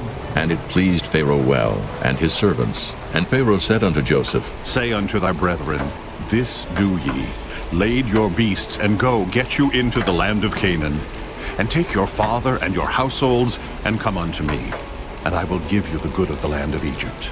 And ye shall eat the fat of the land. Now thou art commanded, this do ye, take you wagons out of the land of Egypt for your little ones, and for your wives, and bring your father, and come. Also regard not your stuff, for the good of all the land of Egypt is yours. And the children of Israel did so. And Joseph gave them wagons according to the commandment of Pharaoh, and gave them provision for the way. To all of them he gave each man changes of raiment. But to Benjamin he gave 300 pieces of silver, and 5 changes of raiment. And to his father he sent after this manner 10 asses laden with the good things of Egypt, and 10 she-asses laden with corn and bread and meat for his father by the way. So he sent his brethren away, and they departed, and he said unto them, See that ye fall not out by the way. And they went up out of Egypt, and came into the land of Canaan unto Jacob their father, and told him, saying, Joseph is yet alive, and he is governor over all the land of Egypt. And Jacob's heart fainted, for he believed them not. And they told him all the words of Joseph which he had said unto them. And when he saw the wagons which Joseph had sent to carry him, the spirit of Jacob their father revived. And Israel said, It is enough. Joseph, my son, is yet alive. I will go and see him before I die. Chapter 46. And Israel took his journey with all that he had, and came to Beersheba, and offered sacrifices unto the God of his father Isaac. And God spake unto Israel in the visions of the night, and said, Jacob, Jacob. And he said, Here am I. And he said, I am God, the God of thy father. Fear not to go down into Egypt, for I will there make of thee a great nation. I will go down with thee into Egypt, and I will also surely bring thee up again. And Joseph shall put his hand upon thine eyes. And Jacob rose up from Beersheba, and the sons of Israel carried Jacob their father, and their little ones, and their wives, in the wagons which Pharaoh had sent to carry him. And they took their cattle and their goods which they had gotten in the land of Canaan, and came into Egypt. Jacob and all his seed with him, his sons and his sons' sons with him, his daughters and his sons' daughters, and all his seed brought he with him into Egypt. And these are the names of the children of Israel which came into Egypt: Jacob and his sons, Reuben, Jacob's firstborn, and the sons of Reuben, Hanok, and Phalu, and Hezron, and Carmi, and the sons of Simeon, Jemuel, and Janaan, and Odad, and Jachin, and Zohar, and Shaul, the son of a Canaanitish woman. And the sons of Levi, Gershon, Kohath, and Merari. And the sons of Judah, and Onan, and Shelah, and Pharez, and Zerah. But and Onan died in the land of Canaan. And the sons of Pharez were Hezron, and Hamul. And the sons of Issachar, Tola, and Phuvah, and Job, and Shimron. And the sons of Zebulun, Sirid, and Elon, and Jaleel. These be the sons of Leah, which she bare unto Jacob in Padan-aram, with his daughter Dinah. All the souls of his sons and his daughters were 33. And the sons of Gad, Ziphion, and Hagi, Shunai, and Ezbon, Eri, and Eradai, and Areli. And the sons of Asher, Jimnah, and Ishua, and Isui, and Beriah, and Sarah their sister. And the sons of Beriah, Heber, and Malchiel. These are the sons of Zilpah, whom Laban gave to Leah his daughter. And these she bare unto Jacob, even 16 souls, the sons of Rachel Jacob's wife, Joseph, and Benjamin. And unto Joseph in the land of Egypt were born Manasseh and Ephraim, which Asenath, the daughter of Potipherah, priest of On, bare unto him. And the sons of Benjamin were Bela, and Becher, and Ashbel, Jerah, and Naaman, Ehi, and Rosh, Muppim, and Huppim, and Ard. These are the sons of Rachel, which were born to Jacob. All the souls were 14. And the sons of Dan, Hushim. And the sons of Naphtali, Jaziel, and Guni, and Jezer, and Shillem. These are the sons of Bilhah, which Laban gave unto Rachel his daughter, and she bare these unto Jacob. All the souls were 7. All the souls that came with Jacob into Egypt, which came out of his loins, besides Jacob's sons' wives, all the souls were 66. And the sons of Joseph, which were born him in Egypt, were 2 souls. All the souls of the house of Jacob, which came into Egypt, were 70. And he sent Judah before him unto Joseph, to direct his face unto Goshen. And they came into the land of Goshen, and Joseph made ready his chariot, and went up to meet Israel his father to Goshen, and presented himself unto him. And he fell on his neck, and wept on his neck a good while. And Israel said unto Joseph, Now let me die, since I have seen thy face, because thou art yet alive. And Joseph said unto his brethren, and unto his father's house, I will go up, and show Pharaoh, and say unto him, My brethren and my father's house, which were in the land of Canaan, are come unto me. And the men are shepherds, for their trade hath been to feed cattle, and they have brought their flocks, and their herds, and all that they have. And it shall come to pass, when Pharaoh shall call you, and shall say, What is your occupation? That ye shall say, Thy servant's trade hath been about cattle from our youth, even until now, both we and also our fathers, that ye may dwell in the land of Goshen, for every shepherd is an abomination unto the Egyptians. Chapter 47. Then Joseph came and told Pharaoh, and said, My father and my brethren, and their flocks and their herds, and all that they have, are come out of the land of Canaan, and, behold, they are in the land of Goshen. And he took some of his brethren, even 5 men, and presented them unto Pharaoh. And Pharaoh said unto his brethren, What is your occupation? And they said unto Pharaoh, Thy servants are shepherds, both we and also our fathers. They said moreover unto Pharaoh, For to sojourn in the land are we come, for thy servants have no pasture for their flocks, for the famine is sore in the land of Canaan. Now therefore, we pray thee, let thy servants dwell in the land of Goshen. And Pharaoh spake unto Joseph, saying, Thy father and thy brethren are come unto thee. The land of Egypt is before thee. In the best of the land make thy father and brethren to dwell. In the land of Goshen let them dwell, and if thou knowest any men of activity among them, then make them rulers over my cattle. And Joseph brought in Jacob his father, and set him before Pharaoh. And Jacob blessed Pharaoh. And Pharaoh said unto Jacob, How old art thou? And Jacob said unto Pharaoh, The days of the years of my pilgrimage are 130 years. Few and evil have the days of the years of my life been, and have not attained unto the days of the years of the life of my fathers in the days of their pilgrimage. And Jacob blessed Pharaoh, and went out from before Pharaoh. And Joseph placed his father and his brethren, and gave them a possession in the land of Egypt, in the best of the land, in the land of Ramesses, as Pharaoh had commanded. And Joseph nourished his father and his brethren, and all his father's household with bread, according to their families. And there was no bread in all the land, for the famine was very sore, so that the land of Egypt and all the land of Canaan fainted by reason of the famine. And Joseph gathered up all the money that was found in the land of Egypt and in the land of Canaan for the corn which they bought. And Joseph brought the money into Pharaoh's house. And when money failed in the land of Egypt and in the land of Canaan, all the Egyptians came unto Joseph and said, Give us bread, for why should we die in thy presence? For the money faileth. And Joseph said, Give your cattle, and I will give you for your cattle, if money fail. And they brought their cattle unto Joseph. And Joseph gave them bread in exchange for horses, and for the flocks, and for the cattle of the herds, and for the asses. And he fed them with bread for all their cattle for that year. When that year was ended, they came unto him the second year, and said unto him, We will not hide it from my lord, how that our money is spent. My lord also hath our herds of cattle. There is not aught left in the sight of my lord, but our bodies and our lands. Wherefore shall we die before thine eyes, both we and our land? Buy us and our land for bread, and we and our land will be servants unto Pharaoh. And give us seed, that we may live and not die, that the land be not desolate. And Joseph bought all the land of Egypt for Pharaoh, for the Egyptians sold every man his field, because the famine prevailed over them. So the land became Pharaoh's. And as for the people, he removed them to cities from one end of the borders of Egypt even to the other end thereof. Only the land of the priests bought he not, for the priests had a portion assigned them of Pharaoh, and did eat their portion which Pharaoh gave them. Wherefore they sold not their lands. Then Joseph said unto the people, Behold, I have bought you this day and your land for Pharaoh. Lo, here is seed for you, and ye shall sow the land. And it shall come to pass in the increase, that ye shall give the 5th part unto Pharaoh, and 4 parts shall be your own, for seed of the field, and for your food, and for them of your households, and for food for your little ones. And they said, Thou hast saved our lives. Let us find grace in the sight of my Lord, and we will be Pharaoh's servants.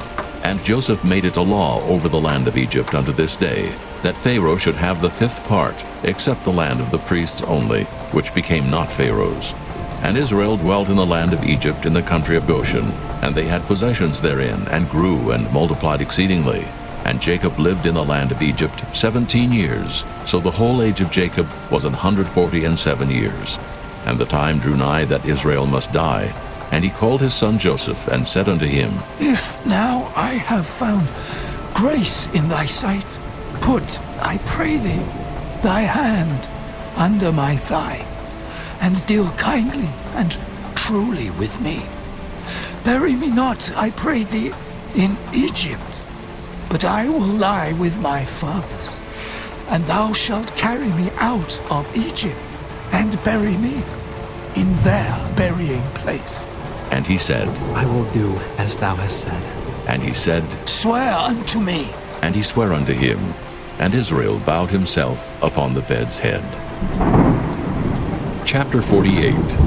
And it came to pass after these things, that one told Joseph, Behold, thy father is sick. And he took with him his 2 sons, Manasseh and Ephraim. And one told Jacob and said, Behold, thy son Joseph cometh unto thee. And Israel strengthened himself, and sat upon the bed.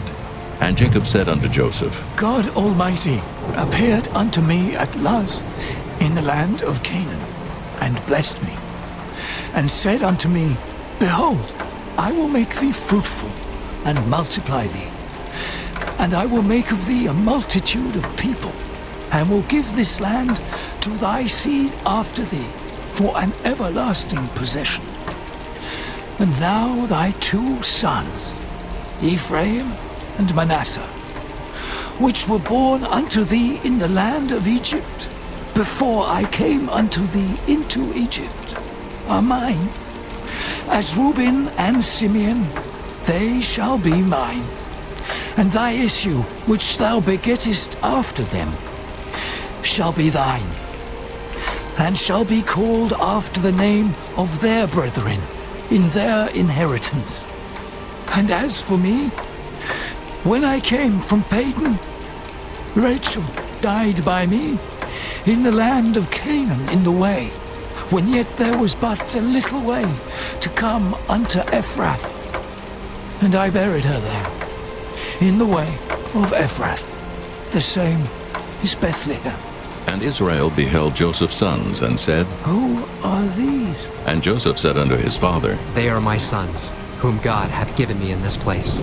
And he said, Bring them, I pray thee, unto me, and I will bless them. Now the eyes of Israel were dim for age, so that he could not see. And he brought them near unto him, and he kissed them, and embraced them.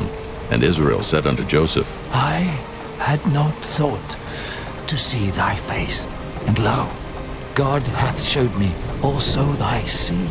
And Joseph brought them out from between his knees, and he bowed himself with his face to the earth. And Joseph took them both, Ephraim in his right hand toward Israel's left hand, and Manasseh in his left hand toward Israel's right hand, and brought them near unto him. And Israel stretched out his right hand, and laid it upon Ephraim's head, who was the younger, and his left hand upon Manasseh's head, guiding his hands wittingly, for Manasseh was the firstborn. And he blessed Joseph, and said, God, before whom my fathers Abraham and Isaac did walk, the God which fed me all my life long unto this day, the angel which redeemed me from all evil, bless the lads, and let my name be named on them, and the name of my fathers Abraham and Isaac, and let them grow into a multitude in the midst of the earth. And when Joseph saw that his father laid his right hand upon the head of Ephraim, it displeased him. And he held up his father's hand to remove it from Ephraim's head unto Manasseh's head. And Joseph said unto his father, Not so, my father, for this is the firstborn. Put thy right hand upon his head. And his father refused and said, I know it, my son, I know it. He also shall become a people, and he also shall be great. But truly, his younger brother shall be greater than he, and his seed shall become a multitude of nations. And he blessed them that day, saying, In thee shall Israel bless, saying, God make thee as Ephraim and as Manasseh. And he set Ephraim before Manasseh. And Israel said unto Joseph, Behold, I die, but God shall be with you, and bring you again unto the land of your fathers. Moreover, I have given to thee one portion above thy brethren, which I took out of the hand of the Amorite with my sword and with my bow. Chapter 49. And Jacob called unto his sons, and said, Gather yourselves together, that I may tell you that which shall befall you in the last days. Gather yourselves together, and hear, ye sons of Jacob, and hearken unto Israel your father. Reuben, thou art my firstborn, my might, and the beginning of my strength, the excellency of dignity, and the excellency of power. Unstable as water, thou shalt not excel. Because thou wentest up to thy father's bed, then defiledst thou it. He went up to my couch. Simeon and Levi are brethren. Instruments of cruelty are in their habitations. O my soul, come not thou into their secret. Unto their assembly, mine honor, be not thou united. For in their anger they slew a man, and in their self-will they dig down a wall. Cursed be their anger, for it was fierce, and their wrath, for it was cruel. I will divide them in Jacob, and scatter them in Israel. Judah, thou art he whom thy brethren shall praise. Thy hand shall be in the neck of thine enemies. Thy father's children shall bow down before thee. Judah is a lion's whelp. From the prey, my son, thou art gone up. He stooped down. He couched as a lion.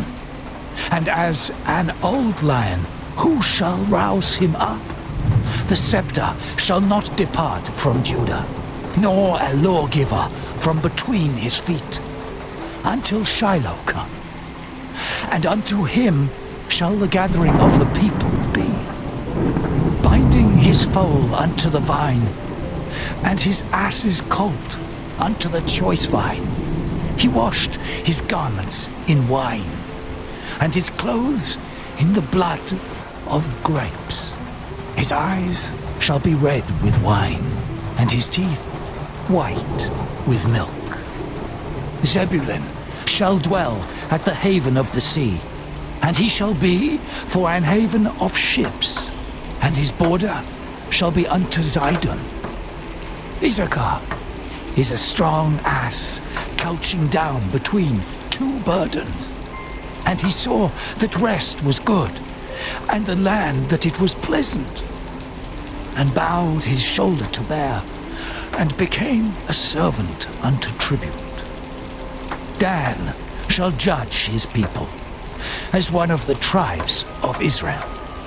Dan shall be a serpent by the way, an adder in the path, that biteth the horse heels, so that his rider shall fall backward. I have waited for thy salvation, O Lord. Gad, a troop shall overcome him, but he shall overcome at the last. Out of Asher his bread shall be fat, and he shall yield royal dainties. Naphtali is a hind let loose. He giveth goodly words. Joseph, is a fruitful bough, even a fruitful bough by a well, whose branches run over the wall. The archers have sorely grieved him, and shot at him, and hated him. But his bow abode in strength, and the arms of his hands were made strong by the hands of the mighty God of Jacob. From thence is the shepherd, the stone of Israel, even by the God of thy father, who shall help thee, and by the Almighty, who shall bless thee with blessings of heaven above, blessings of the deep that lieth under, blessings of the breasts and of the womb. The blessings of thy father have prevailed above the blessings of my progenitors, unto the utmost bound of the everlasting hills. They shall be on the head of Joseph, and on the crown of the head of him that was separate from his brethren. Benjamin shall raven as a wolf. In the morning he shall devour the prey, and at night he shall divide the spoil. All these are the 12 tribes of Israel, and this is it that their father spake unto them, and blessed them. Every one according to his blessing he blessed them. And he charged them, and said unto them, I am to be gathered unto my people. Bury me with my fathers in the cave that is in the field of Ephron the Hittite, in the cave that is in the field of Machpelah, which is before Mamre, in the land of Canaan, which Abraham bought with the field of Ephron the Hittite, for a possession of a burying place. There they buried Abraham and Sarah his wife. There they buried Isaac and Rebekah his wife. And there I buried Leah. The purchase of the field and of the cave that is therein was from the children of Heth. And when Jacob had made an end of commanding his sons, he gathered up his feet into the bed, and yielded up the ghost, and was gathered unto his people. Chapter 50. And Joseph fell upon his father's face, and wept upon him, and kissed him.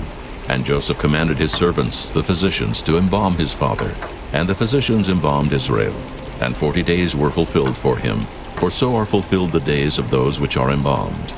And the Egyptians mourned for him 60 days. And when the days of his mourning were past, Joseph spake unto the house of Pharaoh, saying, If now I have found grace in your eyes, speak, I pray you, in the ears of Pharaoh, saying, My father made me swear, saying, Lo, I die in my grave which I have digged for me in the land of Canaan. There shalt thou bury me. Now therefore let me go up, I pray thee, and bury my father, and I will come again. And Pharaoh said, Go up and bury thy father, according as he made thee swear. And Joseph went up to bury his father, and with him went up all the servants of Pharaoh, the elders of his house, and all the elders of the land of Egypt, and all the house of Joseph and his brethren and his father's house. Only their little ones and their flocks and their herds they left in the land of Goshen. And there went up with him both chariots and horsemen, and it was a very great company. And they came to the threshing floor of Atad, which is beyond Jordan. And there they mourned with a great and very sore lamentation. And he made a mourning for his father 7 days. And when the inhabitants of the land, the Canaanites, saw the mourning in the floor of Atad, they said, This is a grievous mourning to the Egyptians. Wherefore the name of it was called Abel Mizraim, which is beyond Jordan. And his sons did unto him according as he commanded them. For his sons carried him into the land of Canaan, and buried him in the cave of the field of Machpelah, which Abraham bought with the field for a possession of the burying place of Ephron the Hittite, before Mamre. And Joseph returned into Egypt, he and his brethren, and all that went up with him to bury his father, after he had buried his father. And when Joseph's brethren saw that their father was dead, they said, Joseph will peradventure hate us, and will certainly requite us all the evil which we did unto him. And they sent a messenger unto Joseph, saying, Thy father did command before he died, saying, So shall ye say unto Joseph, Forgive I pray thee now the trespass of thy brethren, and their sin, for they did unto thee evil. And now, we pray thee, forgive the trespass of the servants of the God of thy father. And Joseph wept when they spake unto him. And his brethren also went and fell down before his face, and they said, Behold, we be thy servants. And Joseph said unto them, Fear not, for am I in the place of God? But as for you, ye thought evil against me. But God meant it unto good, to bring to pass as it is this day, to save much people alive. Now therefore fear ye not, I will nourish you, and your little ones. And he comforted them, and spake kindly unto them. And Joseph dwelt in Egypt, he and his father's house. And Joseph lived 110 years. And Joseph saw Ephraim's children of the third generation. The children also of Machir, the son of Manasseh, were brought up upon Joseph's knees. And Joseph said unto his brethren, I die, and God will surely visit you, and bring you out of this land unto the land which he sware to Abraham, to Isaac, and to Jacob. And Joseph took an oath of the children of Israel, saying, God will surely visit you, and ye shall carry up my bones from hence. So Joseph died, being 110 years old, and they embalmed him, and he was put in a coffin in Egypt.